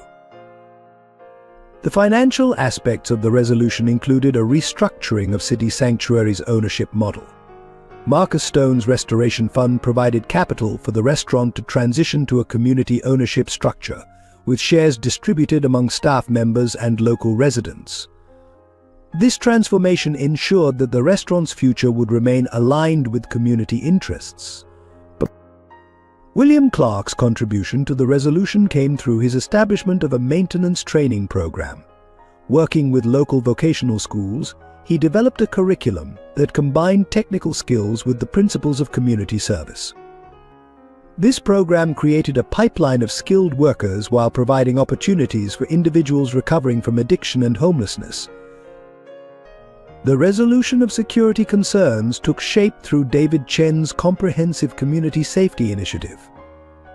The program integrated traditional security measures with community engagement strategies, creating a model for how businesses could contribute to neighborhood stability without resorting to exclusionary practices. Sister Margaret's role in the resolution focused on establishing permanent links between commercial success and social responsibility. The church's partnership with the Restaurant Alliance ensured that community needs remained central to business planning, while providing accountability for social impact commitments. The culinary aspects of the resolution manifested in a revolutionary approach to menu planning and pricing. City Sanctuary introduced a flexible pricing system that maintained high standards while ensuring accessibility across income levels. This model, soon adopted by other Alliance members, demonstrated how restaurants could serve diverse communities without compromising quality. James's contribution to the resolution included the development of an industry education program that democratized access to wine and culinary knowledge. His curriculum, designed to bridge social and economic divisions, became a mandatory component of professional certification within the Alliance. Maria's pastry program emerged as a key element in the resolution's implementation. Her innovative approaches to creating exceptional desserts with accessible ingredients became a case study in how culinary excellence could adapt to serve broader community needs. Her methods were incorporated into the Alliance's training programs, influencing a new generation of pastry chefs. The formal resolution culminated in the establishment of an annual community festival, combining the culinary expertise of local restaurants with celebration of neighborhood diversity. This event, hosted jointly by City Sanctuary and Guild, symbolized the transformation of industry competition into collaboration for community benefit. The resolution's success became evident in the changing character of the neighborhood. The fear of displacement gave way to confidence in sustainable development, while the restaurant industry's role evolved from a driver of gentrification to a force for community stability.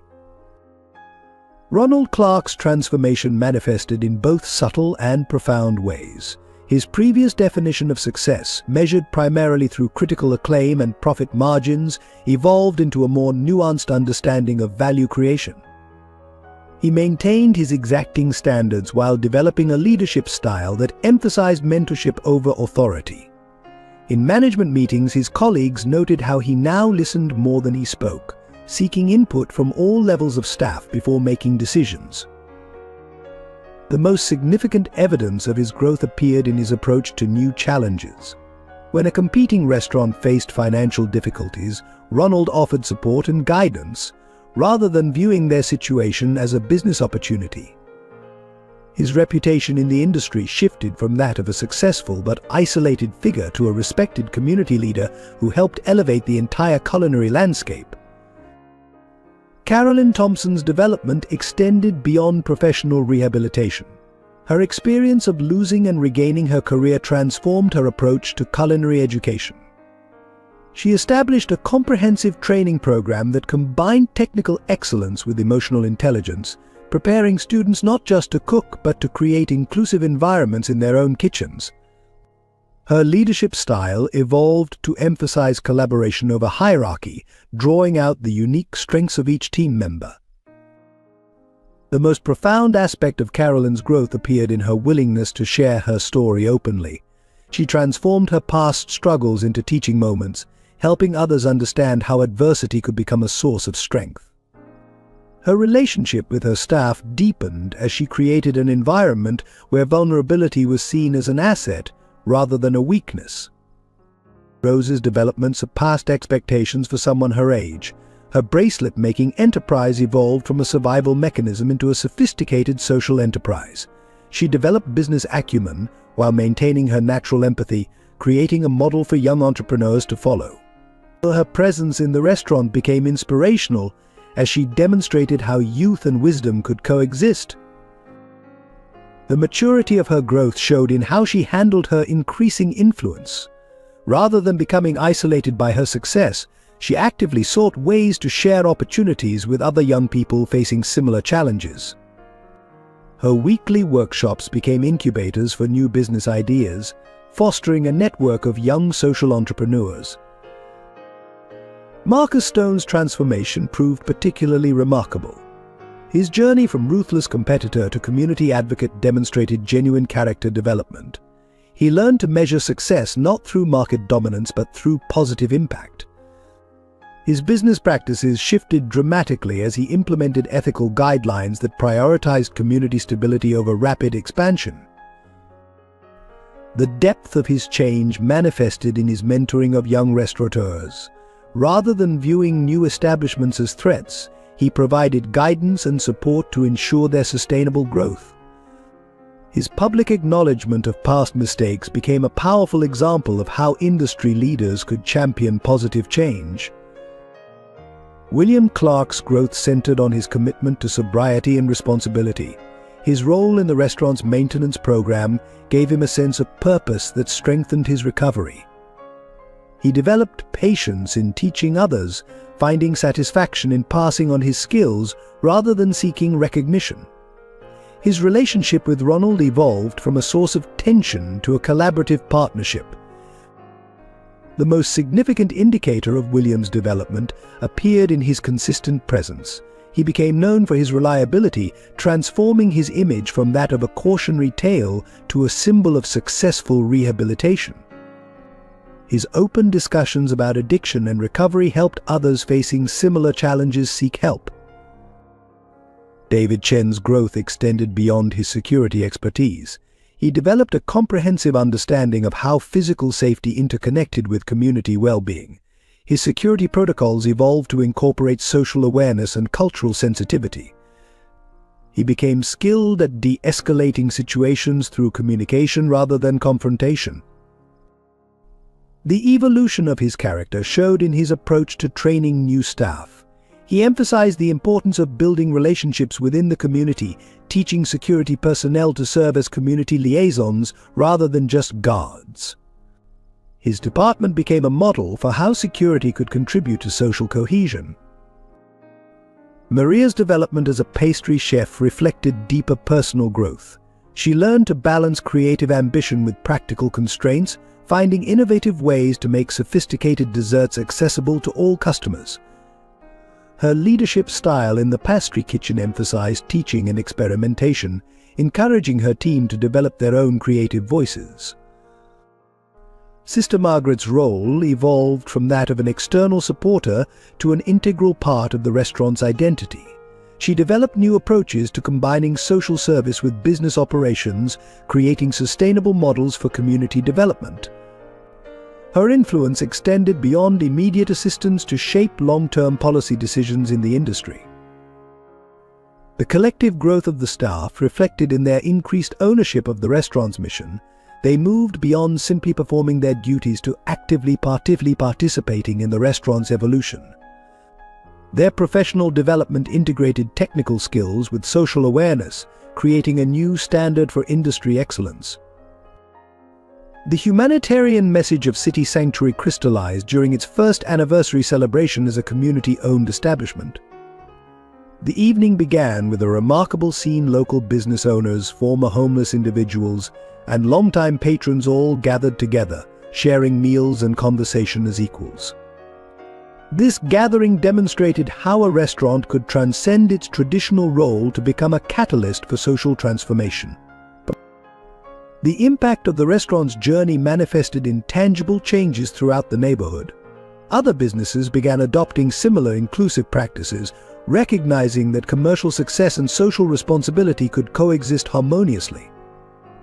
The Restaurant Community Alliance reported that member establishments implementing City Sanctuary's model showed improved customer loyalty and staff retention while maintaining profitability.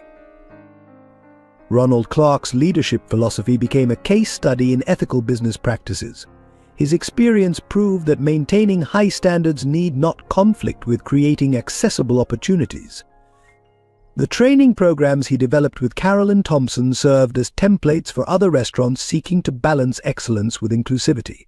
Their approach demonstrated how professional kitchens could serve as vehicles for social mobility while upholding culinary standards. The transformation of Rose's Bracelet Enterprise into a youth entrepreneurship program illustrated the powerful ripple effects of supporting young talent. The program expanded beyond crafting to include culinary arts, business management, and community development. Participants learned that success could be measured not just in profit margins but in positive social impact. Their achievements challenged conventional assumptions about age, background, and capability. Marcus Stone's evolution from antagonist to advocate powerfully demonstrated the possibility of genuine change. His public acknowledgement of past wrongdoing, coupled with concrete actions to make amends, created a blueprint for corporate responsibility. The restoration fund he established helped numerous small businesses recover from predatory practices, proving that accountability could lead to positive industry transformation. The restaurant's flexible pricing model revealed how financial barriers to fine dining could be addressed creatively. By implementing a system where customers could pay according to their means, City Sanctuary maintained its high standards while ensuring accessibility. This approach proved that excellence and inclusivity could coexist, challenging industry assumptions about the relationship between exclusivity and quality. Sister Margaret's integration of social services with business operations demonstrated the practical application of humanitarian principles. Her methodology showed how commercial enterprises could address community needs while maintaining financial sustainability. The success of this model inspired other businesses to explore similar partnerships with social service organizations. The community ownership structure of City Sanctuary provided evidence that alternative business models could succeed in the competitive restaurant industry. Regular financial reports showed strong performance metrics while maintaining commitment to social impact. This data convinced skeptics that profitability and social responsibility could reinforce rather than undermine each other. William Clark's maintenance training program illustrated how skill development could support personal rehabilitation. The success of his students in securing stable employment demonstrated the value of providing second chances. But their stories of recovery and professional growth inspired other businesses to create similar opportunities for individuals rebuilding their lives. The evolution of the restaurant security approach under David Chen's leadership showed how safety and inclusivity could complement each other. His community-based security model reduced incidents while increasing neighborhood engagement. This success challenged conventional wisdom about the relationship between exclusivity and security in upscale establishments. Maria's innovations in the pastry kitchen proved that creativity could flourish within constraints. Her methods for creating exceptional desserts with accessible ingredients demonstrated how technical excellence could serve broader community needs. The success of her approach influenced industry standards for combining quality with accessibility. The documentary evidence of City Sanctuary's transformation, carefully compiled by James, provided a roadmap for other establishments seeking similar change. His detailed records of the restaurant's journey, including both successes and setbacks, offered practical guidance for implementing humanitarian business practices. The lasting message of City Sanctuary's story emerged in the daily interactions between staff and guests from all walks of life. The restaurant became a living example of how shared meals could bridge social divides and create genuine community connections. Its success demonstrated that commercial enterprises could serve as powerful agents of positive social change while maintaining high professional standards. The humanitarian impact extended beyond the immediate neighborhood as other restaurants began adopting similar practices. The model proved replicable in different contexts, showing how local businesses could contribute to community stability and social mobility. This broader influence suggested that individual acts of corporate responsibility could catalyze systemic change. The final measure of success appeared in the changed lives of community members who found opportunities through City Sanctuary's programs. Their stories of personal and professional growth provided compelling evidence that businesses could serve as platforms for social transformation while maintaining commercial viability. We'd love to hear your thoughts on this story of transformation at City Sanctuary. What resonated most with you? Was it Ronald's journey from skepticism to acceptance, Carolyn's path to redemption, or Rose's inspiring impact on the community? Share your perspective on how businesses can balance profit with social responsibility while maintaining excellence. If you found value in this narrative of hope and community building, consider subscribing to our channel. We're committed to bringing you more inspiring stories that challenge conventional thinking about business and social impact. Enable notifications to join us on this journey of discovering how small acts of kindness can transform communities. Your support helps spread these important messages of inclusion and positive change. By sharing this story with others, you become part of a larger movement that believes in the power of business to create meaningful social impact. Help us inspire more leaders to consider how their organizations can serve both commercial success and community well-being. Explore our channel for more stories about community transformation, ethical business practices, and the impact of inclusive leadership. Join us in celebrating how ordinary people can create extraordinary change when they choose to prioritize both excellence and compassion. Together we can build a more inclusive and supportive business community